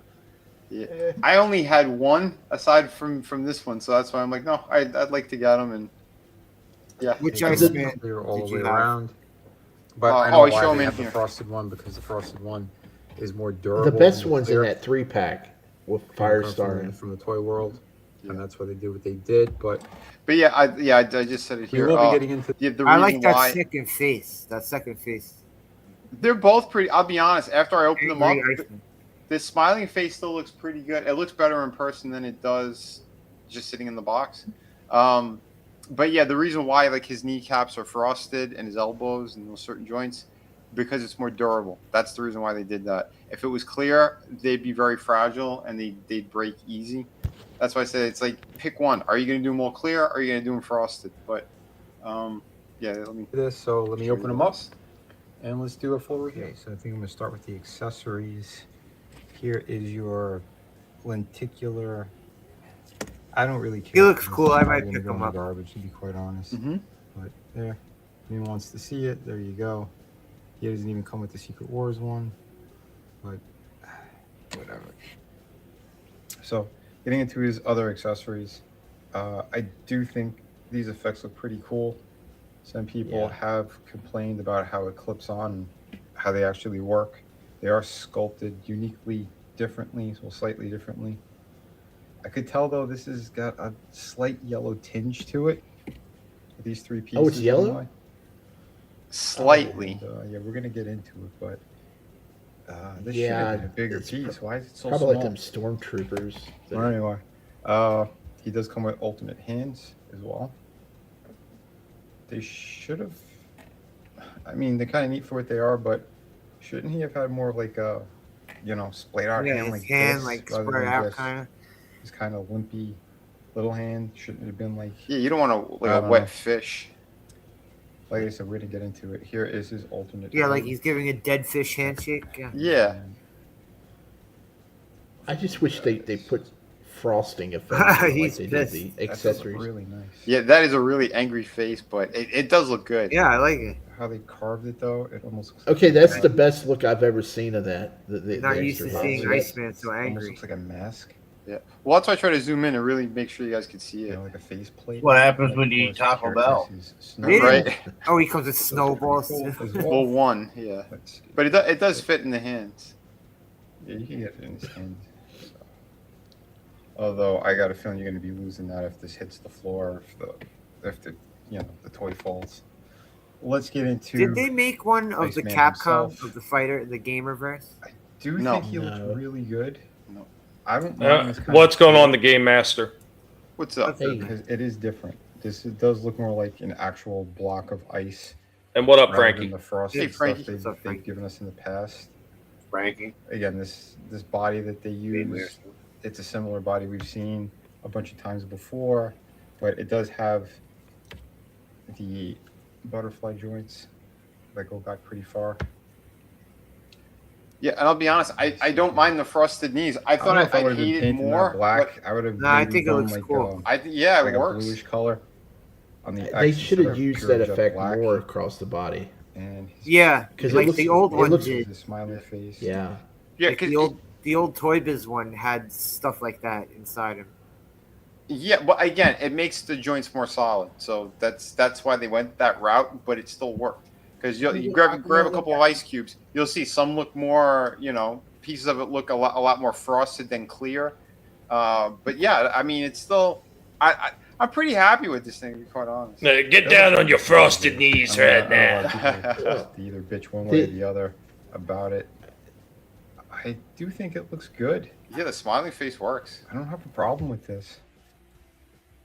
You know, some people, it's kind of a cheesy smile, but Well, considering how clear he is and how small he's this supposed to piece be is anyway, small. if you're putting it up on a shelf, like you're not like really staring at this like a creepy grin or nothing. I mean, I just wish you could it's see there. his face. It's subtle. You know, better. It don't look bad. You know. I don't know For what me, everyone's it's very griping about. accurate to what he should. Again, I'm look trying to like, give you so as much of an honest review and my thoughts personally. I mean, there's gonna put be some people who either shading love behind it or the hate eyes it. or something. That's up to you guys to decide. And if you need him, the only other Iceman I had in my collection was this one. Yeah. And don't get me wrong, I like the frosted look of this, but his body was shit. I mean, in comparison, I kind of like it. They're not even human. I don't like the hair on that one. Yeah, not the hair. The no, super but- skinny neck, And that whole torso that's they don't look extra like- thin. This one, at least, he looks more like a superhero or. I still normal think guy the who one in the actually 3-pack for turned into a Amazing Spider-Man's Anyway. Friends or whatever is the I best haven't looking seen one. that one. Yeah. The articulation points, it looks down. I'll back it up a bit. He can look up all the way, which is great. There's a little bit of room in there, so you could probably get a little bit more out of that. Not much on the tilt, but you could bury the chin. Again, we saw the butterfly joints that work beautifully. Yeah, I remember I was Could get confused some because he had this T-pose. big metal belt on That's one of the fine. figures, Arms and I can go completely around, forgot that there was a bicep point where tuck, he you was know, all your wearing that. standard joints. Double Yeah. hinge. I think it A was little because tight, his powers be were careful. getting out of control or something. And Yeah, yeah, I other think people so, who yeah. complain I about think Beast made that for him. the discoloration. Yeah, because he was or like one of frosted the Omega elbows level and knees. It's because of articulation. Yeah, I read up on him after You'll we notice had our the other disagreement a disc couple weeks joints are a back. little He bit is cloudy so as well, overpowered. because it's a more Oh, yeah, he solid is. plastic. So Well, keep when he that in was mind. more Over mutated, time, like though, the I other think one he might showed, where he change had color. the I don't know spikes 100%, coming out but of him. it Wasn't really he does like depend on the going out of plastic that they're control using. completely with But that? he might match the yellow but of his effects a little bit He can closer. get melted down to a drop of water and I don't know. regenerate. Somebody peed in the snow kind of thing, but yeah. We have our standard wrist with the hinge. Again, very tight out of the package. I don't know why he doesn't have that kind of ball jointed diaphragm. They need to update that. Get rid of this hinge one. This hinge one is, I mean, it doesn't look too bad. They fixed the back of it a little bit. Usually they bulb out more. You know, a little bit like the front. But that ain't too bad. I still would prefer a ball joint. He does have a cut below the belt for waist swivel. The splits are about that far. He has the upper thigh and you could almost hit his butt. If you press it, you could. So that's not too bad. Really good range. Again, his proportions are excellent. He does have the cut up here, and he does have your standard ankle articulation. I have a feeling this is the same exact body as Silver Surfer. So I think when I review him, I'll probably show both of these guys then. But all in all, I still think it looks fantastic. So this is literally how the effects are supposed to work. Because if you remember the cartoons or some of the other comic books, it almost like it is falling like straight down out of his hands. And he's making his slide effects. That looks awesome. Now this is what the problem is. Yeah. This should have been a much bigger piece. They try to save on plastic. Yeah, I'm and mixed super on it. cheap I us. have complaints, but There should have at least been like holes for the hands. And again, instead of having this kind of weak, limp-wristed kind of hand, it should have been one with tension in it. Because with that, you could do a little bit more. And that's what the problem is. And I see why a lot of people are complaining. Yeah. they should have frosted the shoulders. Those dark places there. They should have frosted those. And like I said, the face needs something to actually make it stand out. It's right now, just looking at it, it's really hard to yeah, that's what we were talking about last time. There was just like, it didn't even have to be over exaggerated, just a little bit, like even like a dark blue or something around the eyes and the mouth, just to make it stand out a little bit more. And what's going on, Anthony? Good to see you. What's up? Good seeing you. But yeah, he's tricky. He's tricky to shoot. I mean, I'm glad we could see as much as we could, especially when we did the close up, because yeah, with the lights, I was trying my hardest to make sure that this would work properly. But I thought we still got some pretty good views about the figure. I don't mind it so much. Like I said, I think overall it still looks really good. I didn't have a proper Iceman other than this one that is very dated, and the body's all loose and weird now, and you could see his toes. I don't know. It was for the time. This was still pretty neat. I still kind of like the clearness of it, but it is definitely super dated with the really thin neck. He's still fun. Like I'm not knocking this one too much. I still think it is a lot of fun. And Adams put him in some great poses, but had they put a little bit more of this color into him, that would have been good. I'm not gonna lie, like that's still pretty. Yeah, nice. I prefer the clear to the blue. But yeah, not too bad. Again, if you're a fan of Bobby Drake here, Iceman, and you wanted something that looks a little bit more like an Ice Cube, then this is probably your perfect Iceman. If you don't like that, if you like more of the frosted kind of, Yeah, no, I don't like the bracelets. You might want to pass on him. It's up to you guys, really. Should have been a connection. There are people who love the clear, and there's people who don't. There's that too. I also seen a paint job of this guy. Somebody was using. I don't know if it was like a paint thinner. He is a cool figure, though. I am considering picking died. him. Yeah, I was just saying here. I saw online they did their own custom paint job to this one. It almost looked like they dyed the plastic, and it has more of like a crystal blue kind of look to it. Dude, it looked phenomenal. I don't know what the hell this guy did, what he used. I think it was some kind of a paint thinner with this specific kind of blue paint. It was like almost slightly darker paint, but how it hit on the clear plastic, it looked amazing. Like absolutely jaw-dropping. If I find photos, I'll pull it up during one of our streams. The whole the clearness of him, and he looked fantastic. If I find a photo, I'll have to put it up somewhere. But overall, this still does look really good. But these effects are a little bit annoying, and they do fall. Oh, this one falls off a lot. So it's gonna be up to you guys.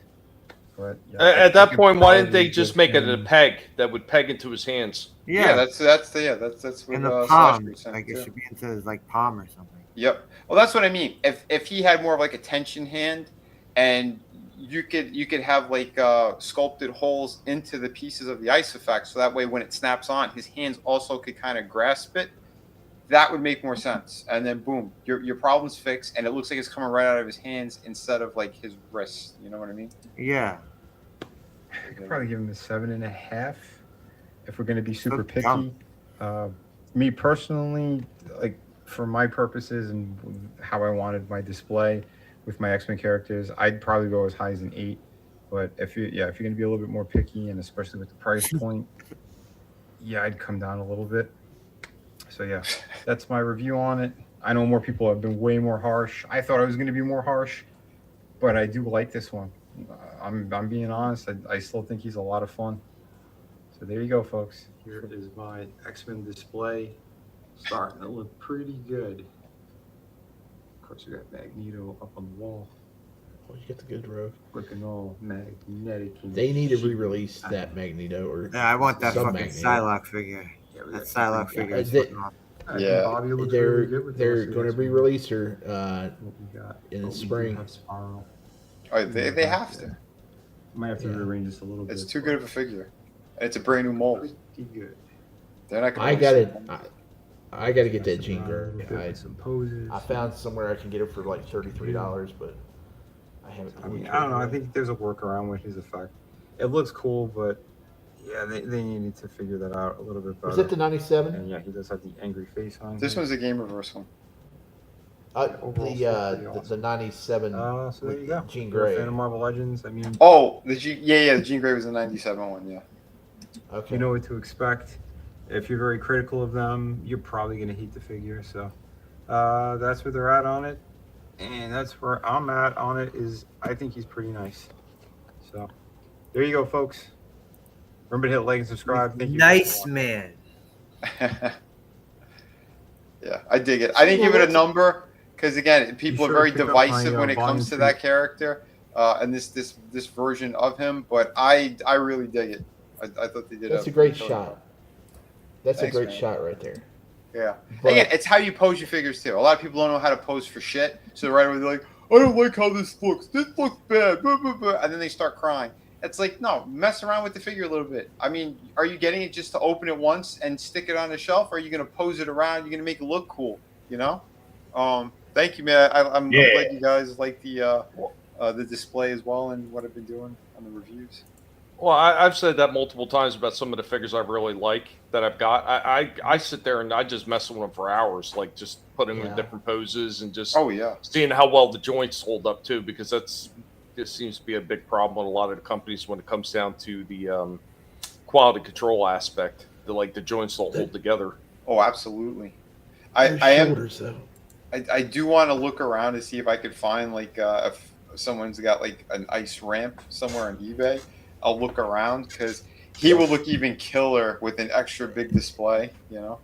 There's some people that do 3D printed ones. Oh, nice. I've been looking. I was thinking the same thing, and then me with LED lights especially. Oh, for sure, dude. For sure. Also, the Marvel Select Iceman, I think he came with one. Oh, yeah. I think you're right. Yeah. But again, to spend that much just to get a basis. Yeah, tell me about it. Slasher, did you have anything? Yeah. I'll blow you up, man. Blow me up? Are you fucking jihadi? I'm gonna blow you up, white boy. Jihadi terrorist? Yeah. Give me my money. Oh yeah, I got this avatar for a reason there, Shifty. you know why. But thank you, Tommy and Shifty, this week for sending me some stuff. Appreciate the hell out of it. Let's start with the stuff that Tommy sent. These two guys over here. Yeah. This cutesy shit ain't usually my cup of tea, but you know what? Yeah. Cool, cool. Yeah, these guys are pretty neat. Like that. Yeah. They actually do have articulation, it looks like. Mm-hmm. You see the elbows? Yeah. Although when I opened up Batman, I didn't open up Superman. His left arm fell off. Okay. The connection point. Yeah. Well, I am keeping those in the box anyway. Yeah. No, they look great. And this one right here is pretty cool. Oh, sweet. It should say Miss Marvel, but whatever. Yeah, they had a couple of these Marvel ones at my local store. They look pretty cool. Nice. It's just a little expensive for figures this fucking big. You know what I mean? Mm-hmm. What are they running for? Like $18 and shit. Like I don't know. Oh, dude, $18 for a new figure that's the size of an old school Star Wars figure. You can find those really cheap on eBay sometimes in lots. Yeah. Hey, have a good night, Tina. Thank you for hanging out. Later, Tina. Have a great night, Tina. Night, Tina. And these motherfuckers that they refuse to hold in my store. Oh. With these fucking figures. Oh, nice. Eddie Guerrero. That's awesome. With the stupid LWO t-shirt. I'm sorry, I thought the LWO. What, you not down with the Latino World Order, Slasher? I like some of the luchadors, but that LWO shit was stupid. But now I have 4 of these guys, so that's pretty cool. And the last thing Tommy sent is this motherfucker right here, fucking Altered Beast. Hell yeah! Another line they refuse to have in my local store. Oh man. I saw him the other day at Walmart. Somebody had found one in the back, and they put it out. And I was like, "Wow!" I want to. Like I know they have him and the dragon. Let's be real. They have him That and dragon. the dragon, but did they do the bear and the tiger? Not yet. No, I don't think so. No. But the dragon went up in price. This is the last thing Tommy sent, but that's not where the Sega figures end. Because Shifty sent me 2 more. He sent me the dwarf from Golden Axe, Gilly's Nice. Thunderhead. Hell yeah. Did they make the bad guy from Golden Axe? Not yet. That's the first. You know, one the they did. the giant with the King Kong Bundy shaped head. Yeah, they didn't make that guy. But all right, Not yet. these are fucking awesome. And yeah, this is why I had the Shinobi avatar. This motherfucking Shinobi. Hell yeah, dude. Yeah. That was awesome. He's bigger than what I thought. Yeah, he's nice. Mm-hmm. Yeah, I haven't seen him in person. these Sega figures. Let me try to compare these to one of these. Here's compared to G.I. Joe. Two ninjas. Yeah, quite a bit smaller. Oh, he's way bigger than I thought. Yeah, that's nice. Oh, what? This is bigger than you thought? Yeah. It would be? Oh, okay. Yeah, usually that line's smaller. Well, I understand why this one's smaller because it's a fucking dwarf, you know. Yeah. But yeah, man, thank you guys. I appreciate the hell out of that. Oh yeah. And also, Tollbat sent me something that came today. He sent me this. It's not a toy, but you can still play with it. The Evercade. Nice. It's got 15 arcade games on it. Oh shit. And dude, that's great. It plays different cartridges. You could buy the cartridges for it, but very nice. So I want to turn it on for the first time, see how it runs. Yeah, I didn't know they still had stuff like that. Cartridge. Oh yeah, there's plenty of shit like this. Where would even? Probably where he got it. Where did he get it? Probably their site. Oh, that's nice. Okay. The thing is, these are really small buttons. Mm-hmm.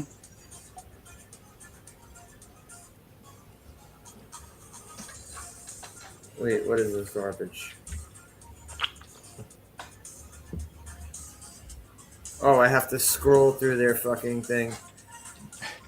Oh. Look at all this shit they're making me scroll through.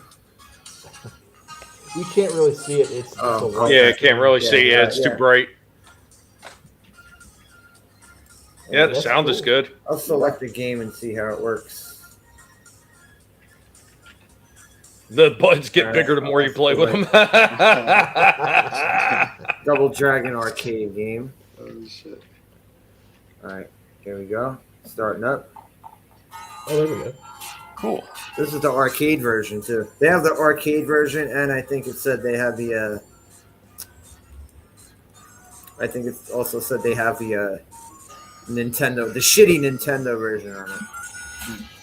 Hey, the music in the Nintendo version is cool, though.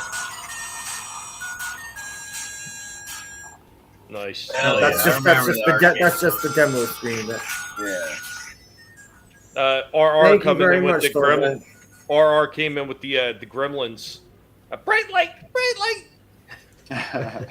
So yeah, that's what Tollbat sent. Thank you very much to everybody. Awesome. Your shit will be going out sometime soon.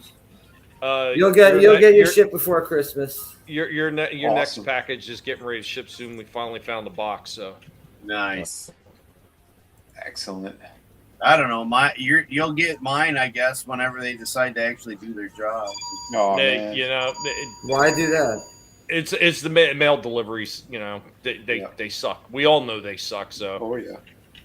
No, I found out though, if I mail a fucking package from here in New York to Tommy in fucking Florida on a Friday, that it gets there Monday. That both times that's happened, right, Tommy? Yep. I think the second time it also showed up on a Monday. Well, I mean, look how fast the package that I sent out to you got there. It got to you before. I was talking about that earlier. It got to you before Vinnie. Yeah, that's fucking. And Vinnie's 3 hours away. Yeah. Please, somebody make it make sense. The Pony Express would have got it there quicker. I know. He could have walked it to my house. It would have been here sooner. I mean, my package literally went from here to Indy, flows through to like PA.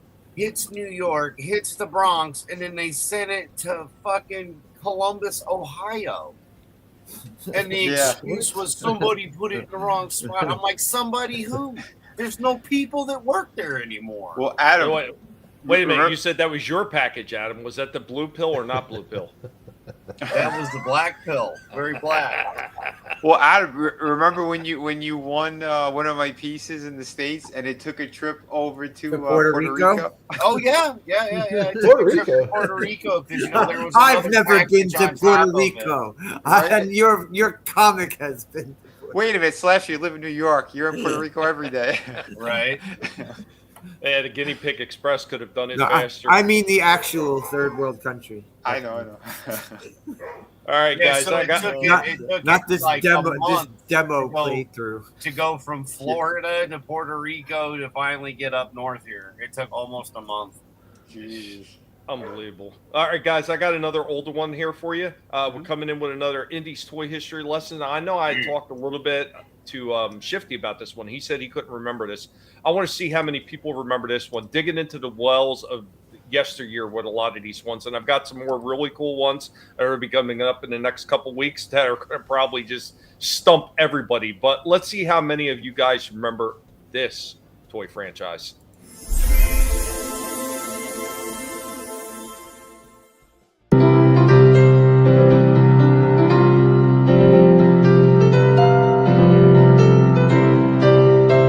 Welcome, one and all.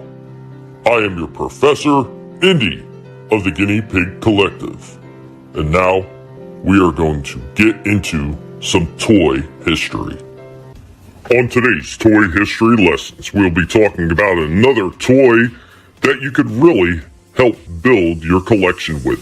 We will be talking about Stickle Bricks. Now, Stickle Bricks is a popular toddler construction toy featuring interlocking plastic pieces with brush fingers that were invented by British designer Dennis Fisher in 1969. It offered a simple, intuitive way for kids to build, promoting motor skills and creativity. Owned by Hasbro, they've seen relaunches by licenses like Flair, remaining a classic first building toy known for its easy stick and stack play and chunky, colorful blocks. Stickle Bricks were also created by Playschool, basically the same design, but these ones were called Bristle Blocks. Essentially the same concept under a different manufacturer's name. Now, because of the bristles, or fingers as they say, were on each end of the stickle brick, these things could be joined together in numerous different ways, creating many different shapes and allowing creativity and play to be that much more than the traditional Legos, which were pretty much only connectable from the top or the bottom. And because of their very fancied and brightly very different colors that were available in the Stickle Bricks packs, this also was a lot more attractive to kids. Stickle Bricks are still an integral part of creativity for younger minds and are still being created and probably will be around, although in a much limited capacity as, say, the more popular Legos for a very long time to come. They came in many different shapes. Standard sets were triangular, square, and rectangular. Of course, they did have other ones such as heads, and they also had gear sets and everything that also went along with these Stickle Brick sets. Guys, how many of you remember Stickle Bricks?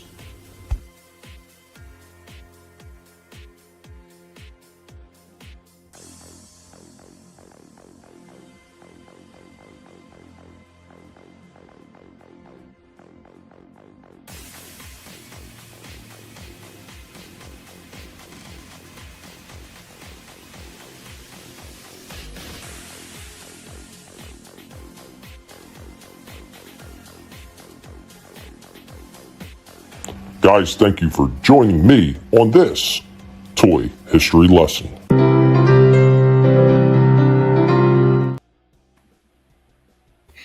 Oh yeah, got RR does not remember them. So Indy got them.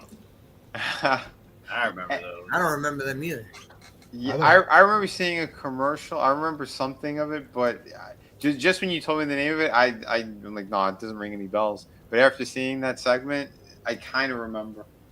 Yeah. They need to bring it back and have Pickle Rick Stickle Bricks. Stickle Bricks. A nickname for somebody. Hey, what's going on, Stickle Bricks? I got Gap too. Holy shit, man! I got Gap as well. Wow. Man, it is a banner night for the Guinea Pig Collective. I got two people that I almost never get in the chat. Holy crap!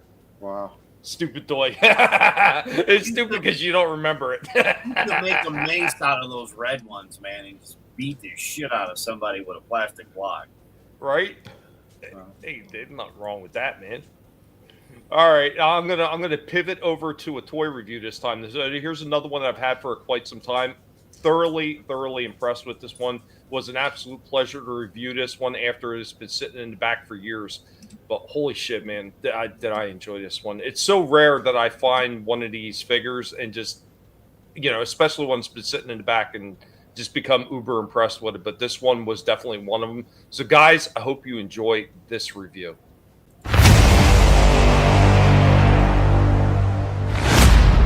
Once again, we are hanging out with Dark Helmet. Oh, the sci-fi and Transformers pig. As we're getting ready to take a look at something that is Transformers related. Right, Helmet? Oh, Helmet. Pay attention, pig. This is all about you. But we dug out another one from the older side of our collection, War for Cybertron trilogy. We are talking Earthrise, and we are talking about the Quintesson Alicon. Yeah, there we go. We got that Alicon figure. Another one sitting in the back. And we did take a look at the one in the Pit of Judgment, and it's a very similar figure in there. But this one is just slightly different, so we're going to get this out. And then Helmet's going to let you know all about this one. Here we go with our Alicon in a stationary pose. And here we go with his weapon. He comes with this little spear weapon. Pretty simple, but it doesn't look bad. Showing off some of the articulation of this thing. Got into a full running pose, fully balanced, all on his own, and it looks really good. Look at that, like getting into a full running pose, leaning way down, and he can look right at you. Excellently done. Full kneeling pose, nailed it. And he can get both hands onto that spear as well. Here he goes in his creature, his Alicon gator-like form. And yeah, his jaws open all the way up. And he does still have a little bit of articulation in him as well. And as we're getting out of here, there's one more thing with another pose. So the end of his tail actually can become another weapon. It turns into a small sword or a dagger. What the matter, so long as we reap the profits? His final pose and our rundown on this War for Cybertron Earthrise Alicon figure. I think this one was excellently done. There is really nothing more I think they could have did with a figure of this size to make it any better. I think they hit everything they could have done on this one. I mean, sure, if there was a little bit more movement in this thing, that would have been even better. But there's more than enough here to hit almost every single pose that you would hope to be able to hit out of a figure this size. The weapons that he has more than suffice, and the look to what they look like in the 86 movie, expertly done. So what can we give this one? We can safely give this one a 9.5 out of 10. Reminds me of the night of slave mind on Galgunnath 7. Every place reminds you of someplace else. Experience, lad. You should learn to appreciate it. The Transformers, more than meets the eye. The Transformers.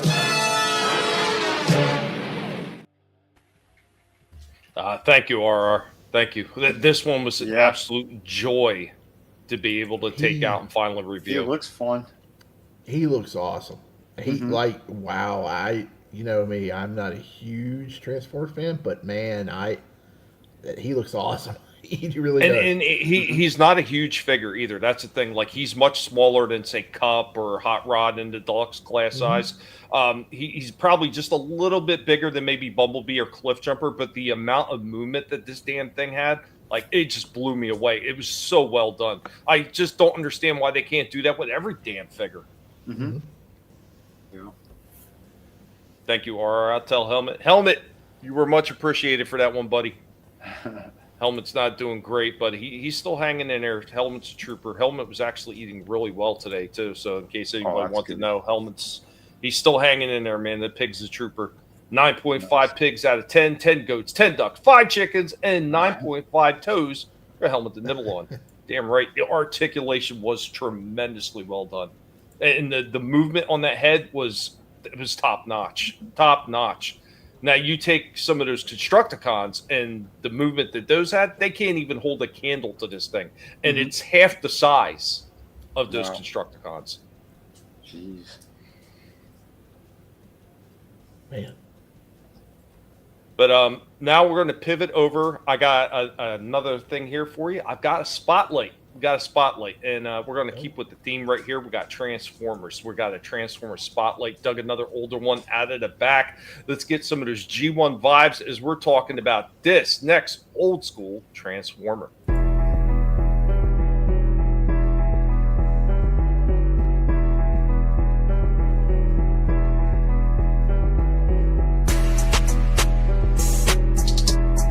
Today's toy spotlight, we will be looking at, of course, an original, a G1. We will be looking at that G1 Silverbolt, released in 1986 as one of the Autobots' first combiner teams. The Aerial Bots Silverbolt was the leader of that group. Hey, I'm getting an urgent mayday call. Someone's in trouble. While I don't seem to have the original ramp, there was an extra stand right here because this was supposed to be the secondary mode for Silverbolt. You would put the white ramp that came with him right here, would port in, and it would be almost like a launching pad for the other team members. Time too.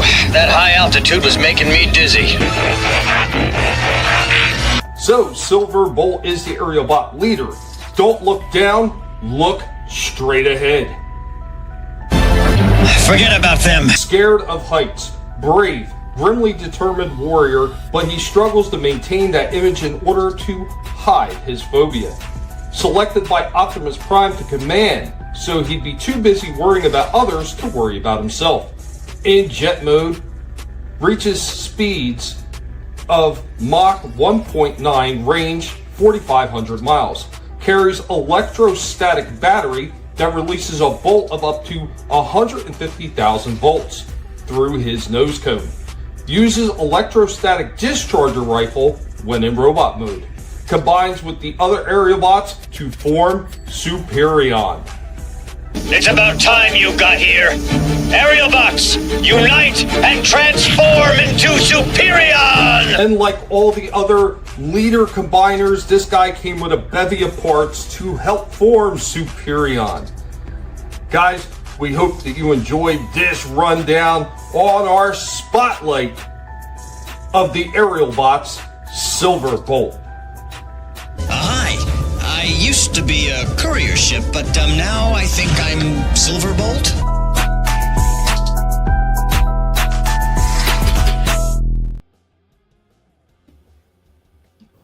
Go with Silverbolt. Yeah. Man. Hell yeah. RR had him as well. Yeah, before it was stolen, I had the gift pack one. So it was all the aerial bots in a big giant gift set, which they didn't do a whole lot of the gift sets back in the day, but I had the gift set that I bought off a friend. Unfortunately, it got stolen, but I did reacquire him later on. I had to piece this guy together. Like so many of them, they wound up getting broken, and you get parts, and that's what I do. I fix them all up and repair them. I still haven't found a ramp for him yet, though. Thank you, RR. Go Power Transformers. All right, so real quick, I'm going to hit a commercial break. You guys got anything else you're going to be showing off? Oh, yeah. Okay, excellent. All right, I'm going to hit a commercial break and then come back, and they're going to show you what they got next. So, guys, hang on. Here goes a commercial break. Of course, you know what all the Transformers I just shown off, it's going to be a Transformers commercial. Guys, enjoy, and thank you for hanging out. Be sure to share links out there. Let everybody know we're still going. We're still having fun because toy fun is not ending just yet.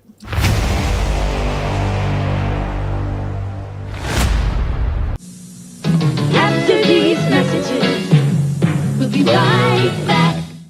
Ultra Magnus! The courageous Ultra Magnus is a born leader. We meet at last, Galvatron. And it will be the last time we meet. And Galvatron is Ultra Magnus' sworn enemy. Transformers!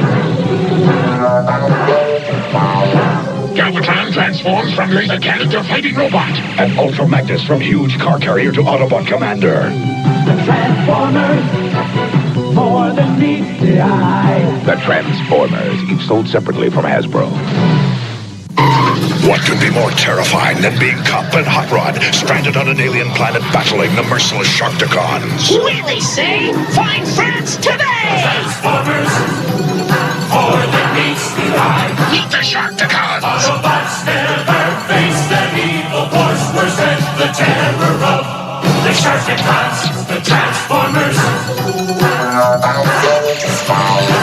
The Transformers, each sold separately from Hasbro. Look! It's Ultra Magnus and the Autobots! Battle Chargers attack! Nobody jumps into action faster than Battle Chargers. My Battle Chargers will crush the Autobots! Nobody jumps into action faster than Battle Chargers. For the meets the eye. The Transformers. It's the Autobots! Battle Chargers attack! The Transformers, each sold separately from Hasbro. Only we have a military attack group like the Combaticons! Transform Combaticons and attack the new Autobot city! Autobots, this is our new city Metroplex. It can transform into a battle station and then transform again into the gigantic Metroplex himself. But the Combaticons can combine to form Bruticus! Decepticons attack! Transform Metroplex! The Transformers! The Transformers from Hasbro. That's Insecticon, the new Decepticon city. It's enormous! That never stopped the Protectobots before. Transform Tripticon! The Transformers! The awesome new Decepticon city, Tripticon, can transform into an incredible battle station. Transform the Protectobots! But the Protectobots can transform into Defensor. But Tripticon can transform again into a dinosaur. Transformers! The Transformers, batteries not included, from Hasbro. Look, the Spartacons! Look, the aerial bots! Only the Spartacons! Only the aerial bots have this kind of teamwork. Spartacons attack! Aerial bots wage their battle to destroy the evil forces of Decepticons, the Transformers, for the meets the eye. The Transformers. Nobody can stop Minosaur! That's Superior! The Transformers, sold separately from Hasbro. Now, back to our program. There we go. All wound in. All right, who's up? Anybody want to go in front of me? Hold on. Yeah, I got something. Where'd it go? Where'd it go? There it is. All right, let me pull this one up. Agreed, RR. I love those Transformer commercials, man. They were just amazing. Yeah, well, since we played Transformers, yeah, here. I saw some Transformers as well. It's funny because, like Tommy, I'm like, I never see these type of things in the store, and I saw that. Yeah, pretty cool. I do have Gigawatt already. I did a review on him a couple years ago. But yeah, this is pricey though. Yeah, oh yeah, this is the re-release. So they touched up the Gigawatt re-released. This paint job.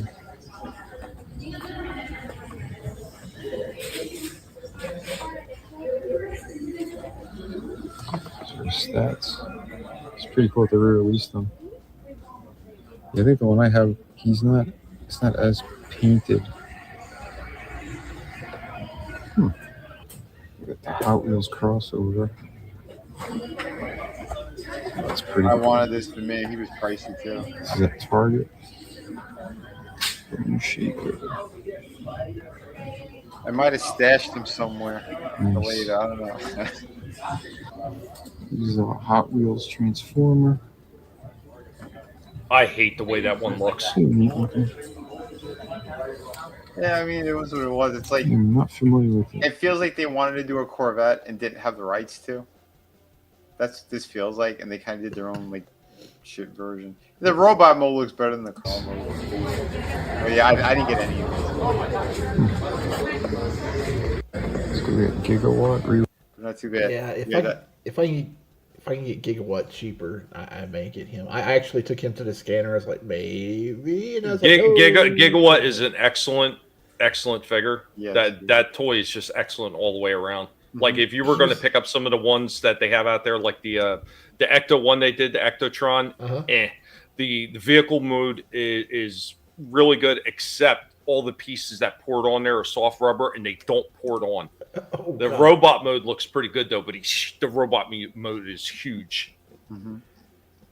Yeah, he's a lot bigger than the other crossovers. I have the pizza van from Stranger Things. I thought that one was pretty nice too. Yeah, that one turned out pretty good. Well, they got that other one out now too. It's kind of almost looks like WKR. What was it? Oh God, WKRP in Cincinnati. KRP in Cincinnati. Yeah, it almost kind of reminds me of that. But I think that's a Stranger Things too, as well. Yep. I think. Yeah. This season, yeah. Yeah, they got the radio station this season. Nice.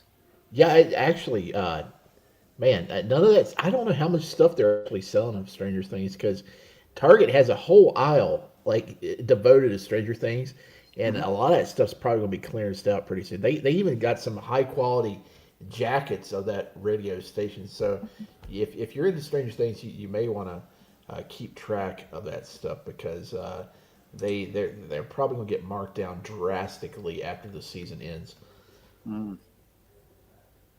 Yeah, I think so. Yeah, there's too much Stranger Things shit everywhere from what I've seen. Yeah. It's not good. Did anybody else want to go, or did you have something else, Vinnie? No. I think I'm good for this week. Okay. Hold on. First, I want to share some. I was out at Ollie's, and like I said, I bought some stuff out there, right? Man, it's so different going in that toy aisle, not seeing any Black Panther or Shang-Chi figures. They sold them all for $1. They're gone at mine. It's holes, big old holes in the Marvel section now. It's crazy. It's crazy. Wow. Those figures have been sitting there for 3 years, and they're not there anymore. Now, if they could do. Yeah. They were fun to shoot at. The Eternals, they need to drop the Eternals down to $1, and some of those Star Wars figures down to $1, and then we're talking. Yeah. We'll see what they end up doing. You got that one, Vinny? Say again? You got that one? Yeah. Oh, give me a sec. Yeah, play that one, Speedy, because it's Speedy. Hold on. It's another. I'll buy that for $1. What's the one you want me to speed up? I don't know. Maybe 1.5, 1.75. I don't know. It just depends on how fast I talk. Yeah, it's fun hearing you talk fast. Oh. Wakanda forever. Like you said, like the micro machine. Diablo 4 Bone Spirit Necromancer from McFarlane Toys. I picked this up for $6. This is $6 at Ross this morning. Usually goes for like $30, I think. They had it for $6. So if you go to Ross, go out there and see if they got something out there in your neck of the woods. You can get one yourself for $6. But hey, let's take a closer look at this sucker. This is one of my first gripes. I got some gripes. It's a cool statue, but it does have some issues. And this is the first one. The artwork on the box is not representative of the character you get inside the package. It's a clearly human sorcerer type character. Female looking, I guess. I can't really tell. But that's not what you get. You get this Willow villain looking mofo, which admittedly looks a lot cooler than that. So that's a plus. But still, you should have, that artwork of that character on the back of the box. And they don't have it. But still, like I said, this sucker looks nice, really nice, especially for $6. And of course, that's the backdrop you get with it. This is the second Blizzard statue from McFarlane I picked up this year. I kind of overpaid for the last one, even though it was on clearance. It was a Dwarven Hunter, and I reviewed it earlier this year. It was pretty neat. But just like that one, the base is a little bit cheap on it, but the rest of it is, really nicely sculpted and painted for something that usually costs about $30. There's even nice detail on the sashes here that you can't really spot on camera. But the paint job around the ribs and the armor and skulls up there just makes it really stand out nicely. Really nice looking statue. I hate calling it a statue. It's not a figure because it's not posable, but it's not really a statue either because it's cheap. It's just like a I don't know. I think they called it a stationary figure is what the correct term for it is. But it's nice either way, especially for $6. Now, here's another gripe. I know the weapons, for necromancers and stuff is usually sickles and scythes, but I don't know, man. I think 3 straight out the box is a little bit excessive. They could have given us a sword or something. Those are the 2 that they have straight on display when you get it. And this was one of the so-called mystery items, but the mystery items come in a silver pouch below the statue, and this was one of them. And I don't know if it's random. I don't think it would be random because this is definitely in the stylings of a necromancer character with the bone motif and stuff. So I don't know how that works, but I mean, 3 of the same weapon kind of that's too much. But here's another thing though. This was the another one of the mystery items. Really cool shield. Really cool. I think you probably could do a dark wash on that to make it pop a little bit more. Get it grimed up. But here's the thing though, you can't really display it. I mean, I could have it sitting right here on the base, whatever. But on the figure itself, the only 2 points of articulation are the wrists. They twist. That one there, it definitely won't look good on that arm the way it's hanging down. This one, it's going to be turned kind of this way, and even then, it kind of holds it loose. So it doesn't look good, which sucks because the shield looks great, but once you put it on, it just doesn't work right. I'm thinking what I'm going to have to do is maybe put the scythe in that hand, and then go back and put a wire through the handle there and then attach it to its forearm. That way I can position it to where it's closer to the body. Yeah, forearm would be a lot better. Forward, so I can display it better. I think that's what I'm probably going to have to do. Maybe. I don't know. That shield is a lot better than the standard one that comes straight out the box. It does have some great detail with the skulls and stuff around the top and the spine. Really nice. But the back of it is, they should have painted it dark or something. I just don't think it fits with the character that well. And like I said, it doesn't look if anyone hits that shield, they're going to break the skulls. Maybe I could wrap a wire around underneath that shoulder pad. If you get 2 of them, you got butterfly wings on. That looks kind of neat. I may run with that idea if I can figure out how to wire it up to where I could. I don't know. I may have to glue it. I don't know. I got options, but that does look kind of cool. The one extra accessory that I have, this is the alternate head. I don't think I'm going to even bother with it because that head's awesome. So I'll keep this one on the side. If I can get a 3 3/4 G.I. Joe figure or Star Wars character that this will go on, that might be neat. If I could fill in that gap, I could make a hooded Cobra Commander maybe. Yeah, but it's a little extra there. But I don't need it. But really cool statue or pose figure or whatever you want to call it. $6 if you got a Ross, go out there and see if they have it and snatch them up. They may have some other characters out there. I don't know. Yeah, look forward. I mean, they have a lot of different classes in that game. So yeah, maybe they have some different stuff out there at yours to keep my eyes peeled. I may pick up some more if I find them because these are definitely a steal for $6. Yeah. Hey, what's going on, everybody? That's pretty sweet. Yeah, pretty interesting. Yeah. I overpaid for that dwarf because I saw him cheaper later on. I paid like $27 for the little dwarf from World of Warcraft, but I don't know if you can get these things for. Man, at least 12 or under, it's definitely worth it. I'm really getting into the statue game. There's a lot of Marvel ones I want to pick up. It's just I don't have the room. Mm-hmm. I don't have the room. Yeah, I hear you there. It's always about room. So I got one that I think Vinny's going to find interesting, and I'm going to lead this one in with a pygmation, Vinny. Okay. As soon as you see the pygmation, you're going to know what it is. Don't get too overhyped during the pygmation, though. All right. All right, here we go. We are the Guinea Pig Collective. All will be assimilated. Resistance is futile.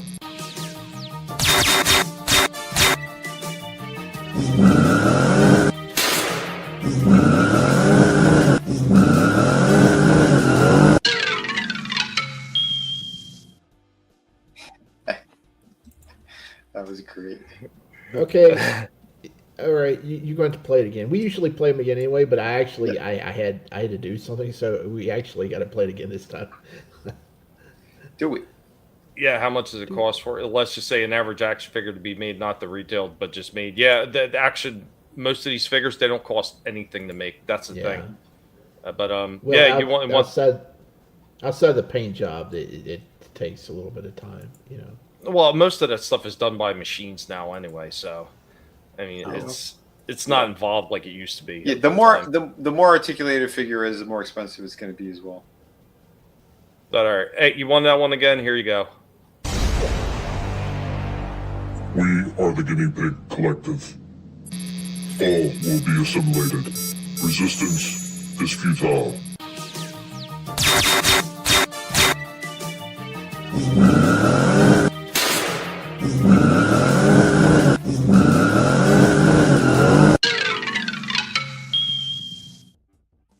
That thing is badass. Wow.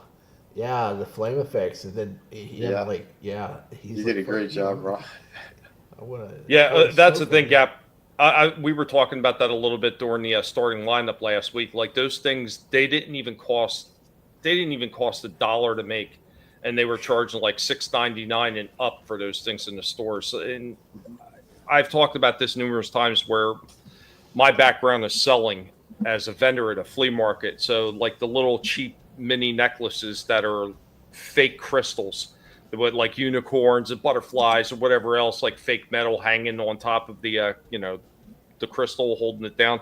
Those things would only cost me $1 a piece to buy, and I would sell them for like $3 or so at the flea market because I wasn't looking to get rich off this shit. Mm-hmm. But those same exact, because I looked at them, I checked them, they were the exact same ones. They sell them in the malls in those little cubicle stands in the middle of the freaking walkway. They would sell them for $15. The markup on those things is usually 500%. So it just goes to tell you how much they're overcharging for a lot of this shit.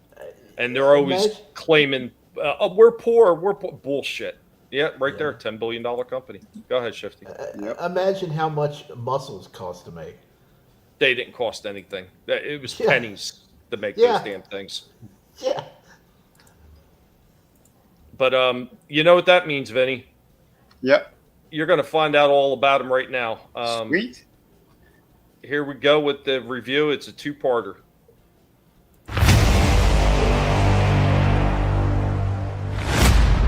Hey, we are hanging out Wind Charger. What's going on, Wind Charger? You infernal butt. Here, you want some lettuce? Look, it's lettuce time. Oh yeah, there we go. Wind Charger's hanging out with us today. His helmet is feeling a little under the weather. So what are we talking about today? We've got a bit of a crossover. One I wasn't sure I was going to be able to pick up from Mattel and Hot Wheels in conjunction with Hasbro and Transformers. We got the crossover, and we've got Bone Shaker. That's right, we finally were able to pick one of these up. Was surprised to actually see a bunch of these in my local Target. Man, there they were sitting there. I gotta say, I love the way Bone Shaker looks. Could not stand the way that Twin Mill one looked. I think it looked horrible in person, and I have no inclination to pick that one up. But there we go with Bone Shaker on the little blister card. Let's get him out and take a quick look at him. Are you ready to look at this one, Wind Charger? Your first toy review. Here we go. And right out of the packaging, here we go with Bone Shaker in his hot rod vehicle form. I think this one looks just absolutely sharp. Let's go ahead and pull this one in. Yeah, Wind Charger doesn't have a voice yet. We will be working on that, but check out the detailing on the front end of that. That looks so damn sharp. Even the paint scheme on top with the little Hot Wheels logo right there. Man, the seats in there, like he's got a little mini steering wheel. The exhaust on the side, the big exhaust with the flames on it there. I mean, the bottom you see the kiblets a little bit, but it's really not that bad, man. This is a really cool looking hot rod. Even the back end lights on the back end of this thing. So you can take with his little accessory. I guess it's kind of like a little mace or something like that. And it does have a port right here. I guess it's supposed to kind of make it look like an overgrown stick shift. And it does have a skull and crossbones Autobot symbol on there for Bone Shaker. That's pretty sharp. So let's go ahead and we're going to check him out in his robot form. Are you ready, Wind Charger? He's like, I don't care, I got night manliness. Wind Charger, unfortunately, isn't going to be here for the rest of it because in the process of transforming, he decided to blow open the whole board. And even though Wind Charger couldn't hang in there, here we go with Bone Shaker in his static pose in his robot form. Woof. I'm going to say it right now, for something that was $32, Transformers fans, if you're looking for a really cool crossover between Hasbro and Hot Wheels, the car form looks spectacular. I'm going to tell you right now, this robot form is shit. The Transformers will return after these messages. That sucks. Wind charger going with the wall. Yeah, he blew the whole diorama apart and was trying to escape. Manliness, have a good one. I don't know if you heard me. Kind of hard to talk over my video, so thank you for hanging in for as long as you did. But yeah, I kind of explained why in the second part, and I was like, yeah, super disappointed, especially at the cost of this thing. So it's 31 and change, and it's over $32 after taxes. And I was like, are you kidding me? This is the robot form that and I break it down why it's so bad. As soon as I seen it and I got it transformed, I was like, wow, there's going to be big problems. I seen it right away. Yeah, Windcharger couldn't take the robot form, and he busted out. He's like, no. But I'm gonna play the second part because I know Vinnie was looking at this one too, so he probably wants to see the down points to this figure. So here we go. We now return to the Transformers. Here we go with a little bit of a running pose right there. Like once again, you can see there's 0 rockers down in the feet. The knee joints and everything, while they're not the worst thing in the world, there isn't a whole lot there. The arms are super close to the body, so there's only so many places you can move them. He does have some decent head movement though. Of course, waist articulation. He does have a turn at the thigh, a turn at the bicep and everything, but once again, the arms are so stumpy, there's just not a lot of, and so close to the body, it's just not a lot of room to move them around. So we'll try a few more poses. I'm in a little bit of a fighting stance right here, like he's getting ready to duke it out. I will say, because the bottom of the feet are so big and blocky, he does balance really well, so I will give him that. Got the stand out for him, got him jumping up in the air, getting ready to deliver an attack with that little mace weapon. You can see what I mean about the arms being so stumpy. He can get down into a kneeling position, and he's got enough movement in the head to look up pretty well. So, I mean, they did do that right. Here we go with our final pose and our rundown on Bone Shaker, the Hot Wheels Transformer crossover. While this guy doesn't look half bad, there are some definite limitations, especially with these teeny tiny little arms that are super close to the body and those big wheels that just don't seem to move enough out of the way to be able to get full movement out of the top of the shoulders and everything. The lack of rockers down in the feet hinders it a little bit, but actually not quite as much as I thought it was going to, because the feet are so big and blocky. He balances very well, surprisingly. It would have been nice if the rockers were there. It would have definitely given him a lot more range of movement, but you know, what's there isn't bad, but it is lacking in the overall design. It really does make for a very up top, thin looking Transformer because of the way those shoulders are. I think that is the biggest takeaway on this figure. The head movement is pretty damn decent. He does have waist movement, and you know, the legs, actually, the plastic they use, they feel a little bit weak, especially in the arms and up in the thighs and the knees. They feel a little bit on the weak side. Overall, though, he makes an incredibly awesome looking hot rod car. I just think at $31, almost $32 after tax and everything, that this guy is extremely overpriced. The best that we can give this one is a 6.5 out of 10. The Transformers, more than meets the eye. The Transformers.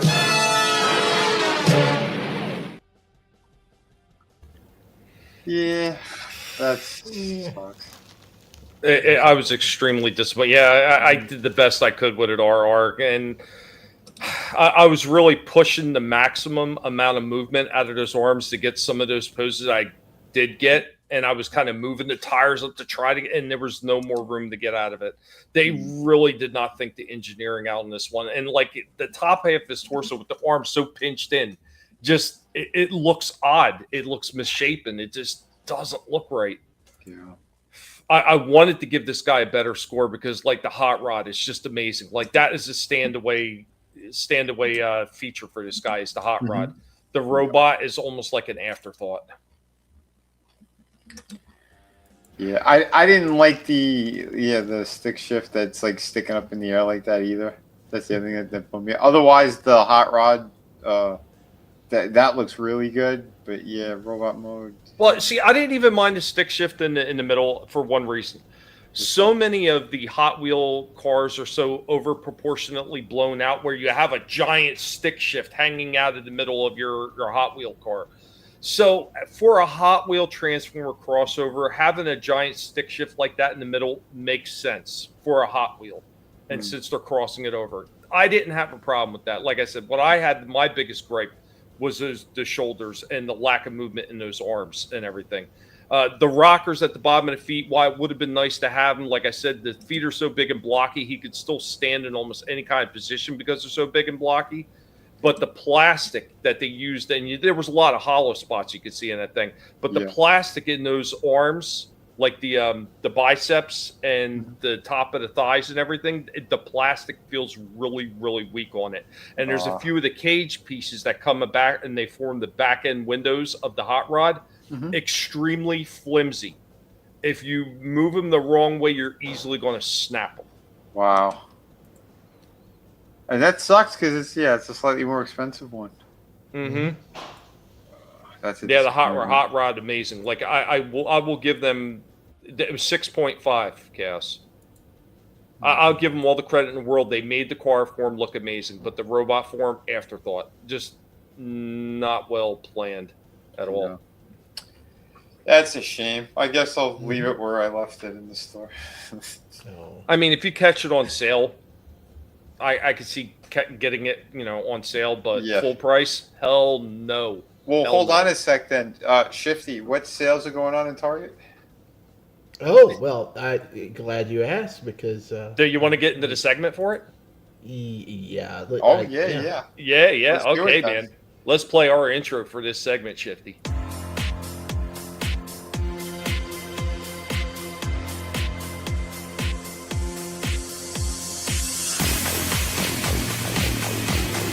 Here you can look, browse, peek, touch, feel, taste, smell, do anything you want, take all the time you want. Nobody's going to pressure anybody around here. Wow! That's a low price! I'm sorry, did you say something about a low price? Wow! That's a low price! I know! I'll make that deal. How about you, you bitch? You make that deal? I'd make that deal. I don't blame you. Damn good deal. I'd buy that for $1. Shoot. At that price, Burnett can scream all he wants. I find your lack of faith disturbing. Come on, what's going on? The whole order's been prepaid. Sold.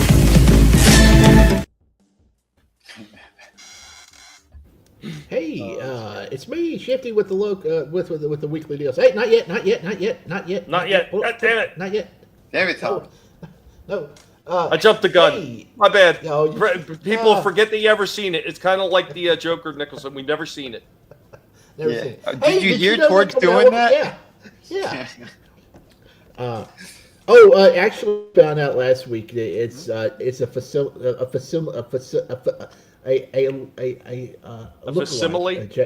That's it. It's not actually Jack Nicholson. It's not. So he didn't pony up for the actual likeness. It's the '89 Joker, but not Jack. So yeah, you don't get Jack. Hey, Target, great sale. Great sale. They have $10 off, I believe, 50 and $25 off 100 spent on toys. That's a pretty good deal if you can find the stuff that's decently priced. Here's the problem. On the website, they jacked prices up on a lot of toys, and they make no effing sense of what they did. Like the cable from that just came out for the X-Men 97 wave or line, it was like $46. It was like $46. That's like almost twice the suggested retail price. Wait, and where was that? What? Target.com, they raised the prices on a lot of figures early this week while the sale was going on, and it was up there for several days. They had certain figures on the website that were obscenely priced. And it wasn't some third-party seller selling the stuff. It was Target that had raised the prices up. So it was kind of bullcrap. Because I was going to try to work cable in a deal and this and that and the other. And yeah, it was. I don't get it. I don't understand what I should have called in and said, what are you doing? Because there's no way that cable figure should have been like in the $40 range. No. No. But like I said, if you spend $100, you get $25 off, and I took advantage of it. I got some stuff coming in. Actually, it works on pre-orders. In my $100 deal, I worked in 2 WWE Legends figures that's supposed to come out in January. A new British Bulldog and a Bobby Heenan. They look pretty sweet, and they'll be coming next month. Definitely a great sale. Target coming through if you overlook some of their sketchy pricing. Now, here's a bit of a rant. They extended the sale to certain items at GameStop for the buy two get one free. It used to be Funko Pops, statues, and like games. And now it includes toys, but that's toys with an asterisk because they do not consider action figures toys. And my local manager was like, she said, I don't understand that. What is a toy? What exactly is a toy? I've been fighting with our district manager because action figures are toys, but they don't consider them toys. And I was like, maybe it's just the age range, right? I was like, maybe the Mario figures are considered toys. And then she went and she scanned a couple. No, not even the Mario figures are not considered. What is a toy? I don't understand it. They don't even sell what are toys? I don't get it. Nobody understands it. So, I mean, maybe plushies, but they're defined as plushies. So, we don't know exactly what's on sale. Yeah, and then are they brain dead? I mean, I don't know. And then there's people on Twitter saying that some locations actually are giving the buy two get one free on the action figures. I don't know. I don't know what's going on. I mean, I was all prepared to like go hog wild on there because they had some stuff I wanted. It was mostly pick through, but they didn't get the new Marvel Wave, and I was going to, actually they had Nick Fury and Punisher, but that was overpriced. There, it's $64 over there. I still was considering going to get it, and a couple other things, but man, I maybe next week. Check your local listings or whatever for GameStop. Maybe they'll do a action figure sale this week. Or how many? We got 2 weekends before Christmas. Here's the thing with something like that, you should be able to report them for price gouging because that's exactly what it is at that point. Oh yeah. Oh, at Target. Yep. Yeah, I should have did something. I don't know what the deal was with that. But like I said, those like I mentioned those Superman figures, those little magnetic figures that you sent out to everybody. Well, it's a third party seller, but it's on Target.com. You look them up; they're selling for like $36. So that's nuts. But yeah, I know. I don't. Well, maybe they don't have ollies in their neck of the woods or whatever, but that's how much they're going for on there. But hey, Tord, he's recycling a sweet figure from the Justice League Task Force line that had the ugly video game cell shading. Now's the time. Now's the time. Now's the time. Now's the time. Now's the time. Are you sure? Are we sure? The time is now. Okay. Yeah, the Flash, the 16-bit cell shaded. This is Wally West. So I'm going to end up getting 2 Wally West figures in my collection and no Barry Allens. This looks pretty cool. I may have to get it. I would like to have a second Flash. Wait a minute. This is supposed to be Wally West. It looks more like Barry Allen.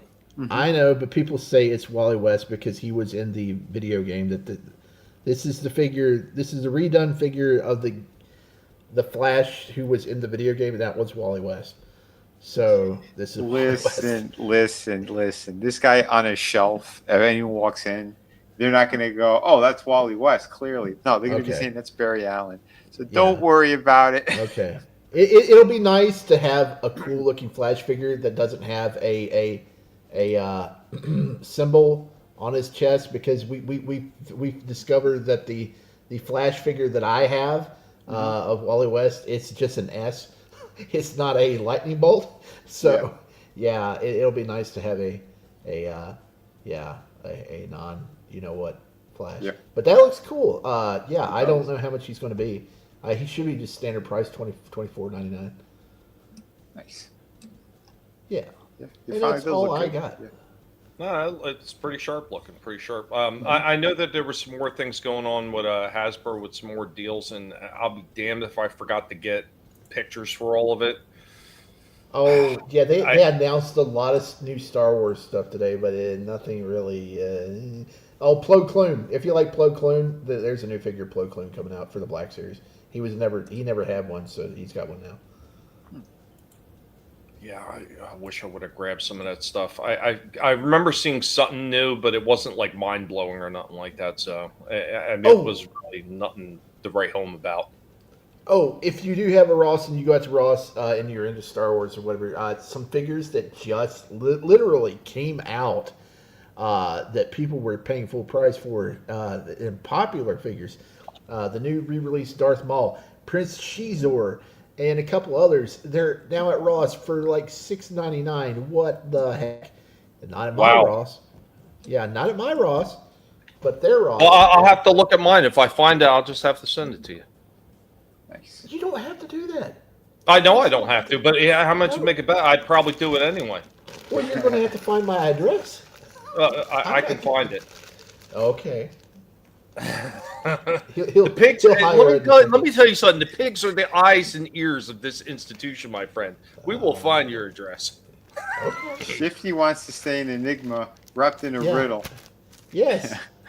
He's just going to look out on his lawn one day, and there's going to be an army of guinea pigs out there.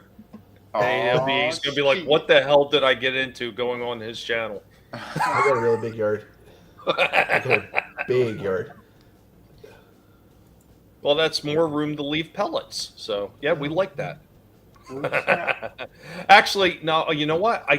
My bad. I did prepare it. I'm a dummy. I did prepare it. So we're still in that segment. So here you go. I actually prepared a short video clip for it. Wow, I'm dumb. I forgot.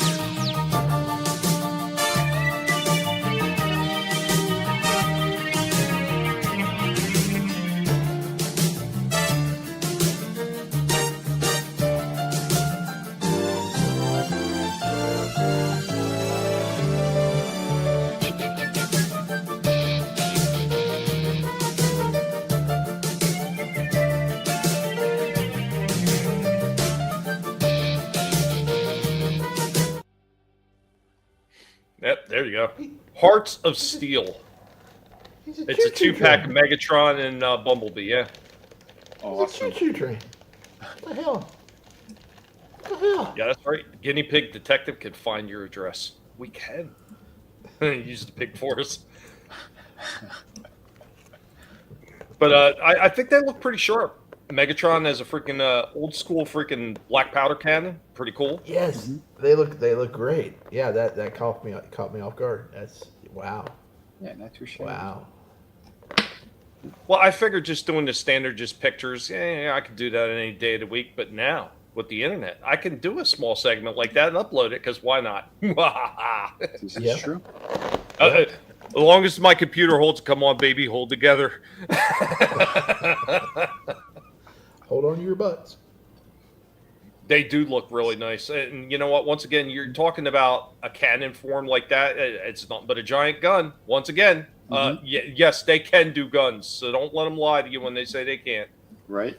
Yeah, that was actually straight off Hasbro Pulse's website. Those are the poses they put them in. They actually did some pretty decent poses to show them off, though. Granted, the Megatron looks like he's slightly undersized because he's not much bigger than the Bumblebee one, but it's still really cool. I know they were talking years ago they were going to do Hearts of Steel. So the only thing I would say I wish they would have did more of a metallic, like gold type paint on Bumblebee instead of just like that weird yellowish color. Like if it would have been more like a copper or a gold color, like more like an old steam train, that I think that would have made a little bit more sense. I mean, obviously yellowish, but more of that, like the copper yellowish or something, I think it would have made it stand out a lot more.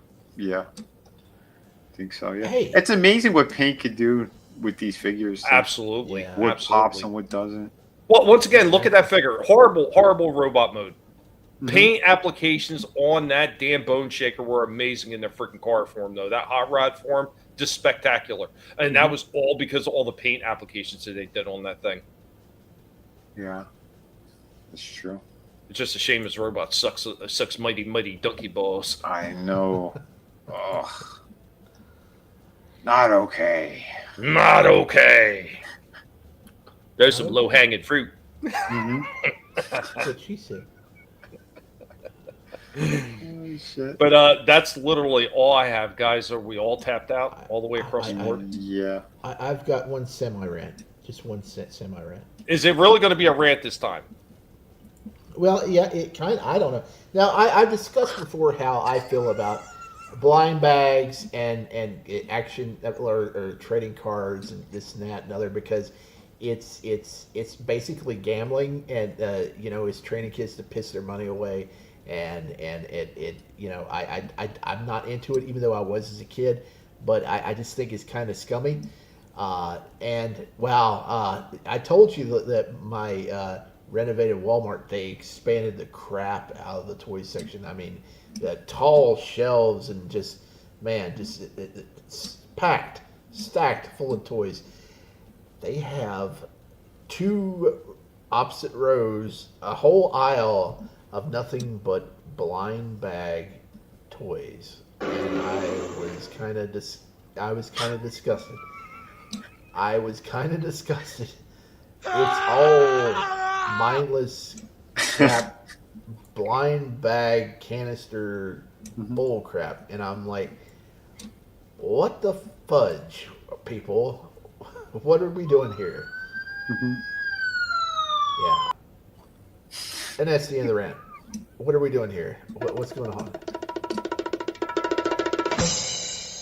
Bum, bum, bum, bum, bum.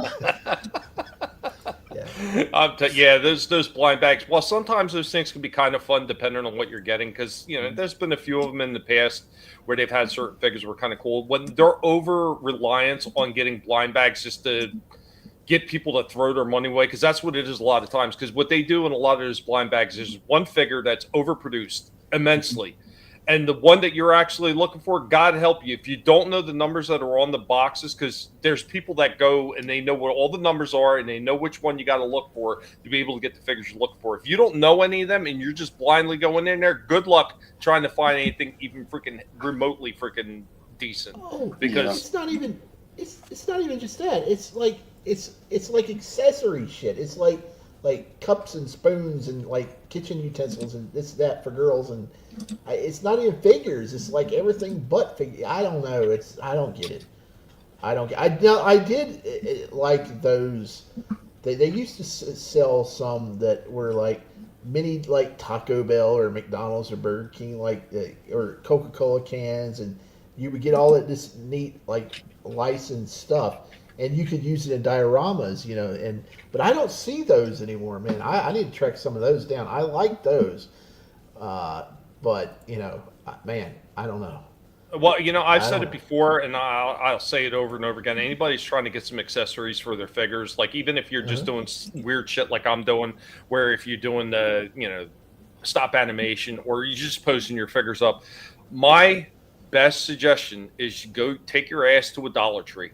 $1. Well, they're no longer $1.25. They're up to like $1.50 or something like that on most items now, and most of those Dollar Trees, because they just keep jacking prices up because they want to, because they wanted to.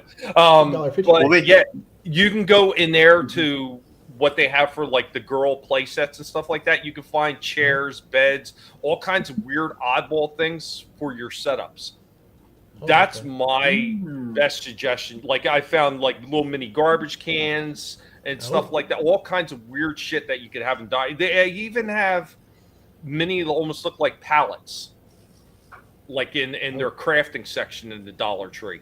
There's all kinds of really cool stuff there. That's where I'd suggest you go.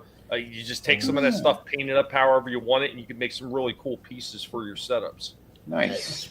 Speaking of cool diorama pieces, I saw it in Ross, and man, it was a Coca-Cola machine, USB speaker, and it's just a little bit too big. It's actually way too big. If they had sized it just a little bit shorter, And man, that would have been so sweet for Marvel Legends or McFarlane figures, but it's too big. Man, I would like to have a drink machine for my figures, but yeah. Where can I find a drink machine, Tommy? I'm pretty sure I seen something like that.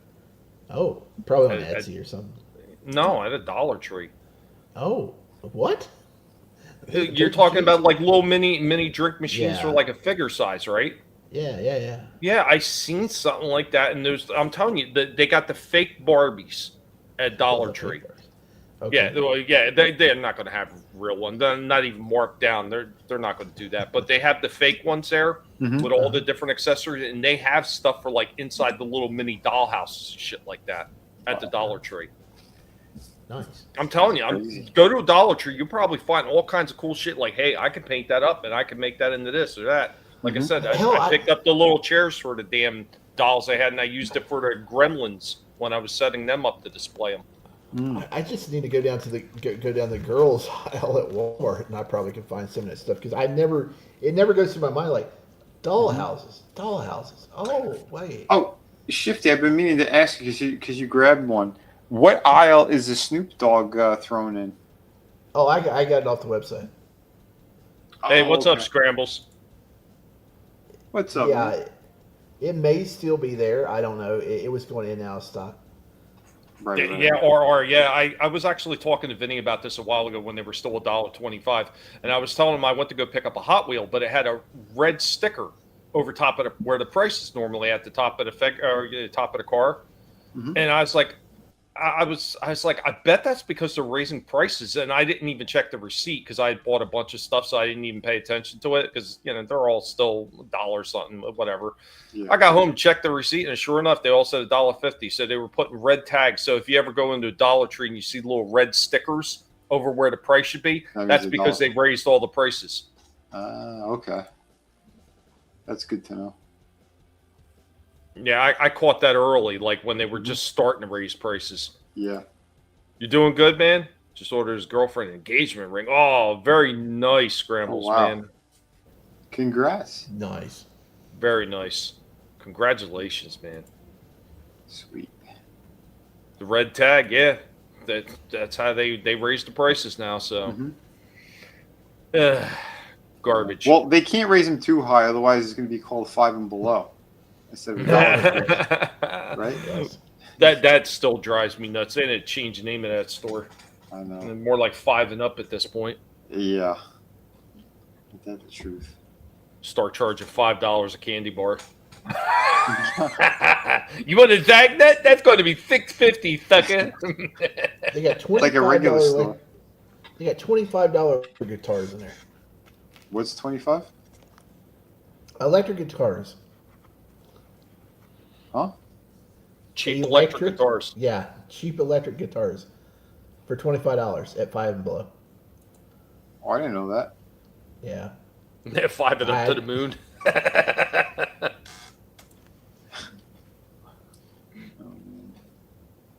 I mean, those would be good for like a kid and everything like that, where if you just want something to screw around with, but yeah, just from the start learning a bit. Yeah, most of them sound like garbage though. They used to sell stuff like that at Walmart. Yeah, and ukuleles. Yeah, every Christmas they bust out some ukuleles. Yeah. Yep. But I think this is a good place to bow out.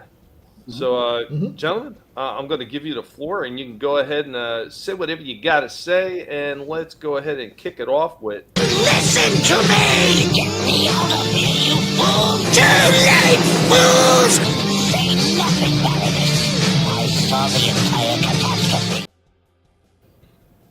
Hey, another great show tonight. Had a lot of fun. Next week, boy, I'm going to have a lot of stuff because I got my pile of loot. It's like all the stuff I bought in November from like late October all the way up to Black Friday at Big Bad Toy Stores. So, yeah, next week I'm going to have some stuff.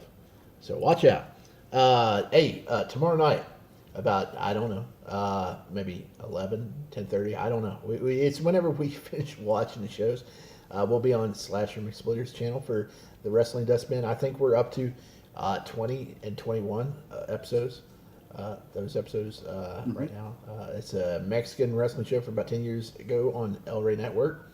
If you want to watch them, they're over on the Internet Archive. I think that's where we found them. Then Saturday night, over on Slasher McSplitter's channel, once again, about the same time. It's the cinematic classic from the 1980s, American Effin' Ninja. Yeah.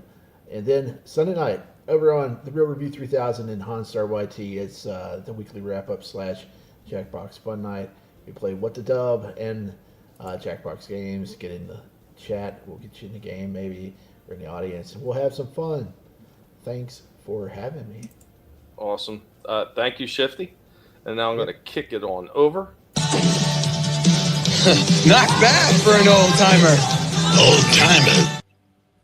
Yeah, guys, it is us, and there's some lazy guinea pigs that did not really want to move much tonight. But thank you all for being here. I see Soul Assassin came in the last minute. What's going on, Soul Assassin, man? Good to see you. Modding duties, man. Modding duties, hanging around. I mean, man, it's a lot of work. I don't envy people that still do a lot of modding. I don't miss it, I'm going to be quite honest. But thank you all for hanging out with us and hopefully having a little bit of fun, maybe learn something new with some of the segments that I bring about some of the older toys that so many of us may have forgotten about or maybe didn't even know about. Hope you had a blast. Hope you tune in next week. Remember, it doesn't cost you any. Subscribe to everybody's channels. It gives the big, giant middle finger to YouTube. And as we've seen right now, YouTube is playing games with everybody, action channels left and right. And for all those people, I told you over 6.5 years ago, YouTube was gearing up to do this kind of shit. And you didn't listen and cry. You didn't listen. Warned you back then. Yeah. But thank you for being here. Could have spent your time anywhere. Chose to spend it here with us. And hope you have a good time. Remember, we're in that season. And for everybody that I don't get to see before the holidays, and yes, we will be running a special collectible pass on Christmas Day, a little earlier than normal. We'll be announcing that next week. But thank you for being here, and have a good one, and have a very Merry Christmas. And now I'm going to kick it over to our last co-host, and he's going to let you know everything that he's got going on as well. I'm just saying goodbye. Save your energy. So long. Here's one Starscream's been saving for you. Yeah, thank you again, everybody, for popping up here tonight. Always a blast hanging out with all you great people and showing what we got, doing some cool reviews here. We will be doing our Friday Underground stream tomorrow. We're going to get into some stuff that YouTube hates, so we won't be on YouTube for long, as per usual. Oh shit! Yeah, we know how crazy the world's getting, folks. So we'll cover a little bit about that, and I think some topical things here and there. You know, we'll try to keep it light. I mean, it is the holiday season too, and I'm getting plenty of work done here. We're down to literally the last handful of pages that I'm painting on City of Venus 2. Literally working right now as well. So yeah, guys, we're gonna get this stuff out there for you. Yep, beginning of the new year is when the campaign will go live. So get ready for all that great stuff. And yeah, we're going to be back on my channel on Sunday for Dexter. We are continuing that. Again, yeah, we're plowing through this season, and it's another great one. Super solid. Awesome writing, awesome acting. So tune in with us. If you haven't seen the series yet, it is one of my favorites. I highly recommend it. Dexter is so good. So, yeah, everybody, thank you so much. And please have a great evening. Awesome. Thank you, Vinnie. Thank you, Shifty. Thank you also to Adam and for Slasher for being in earlier.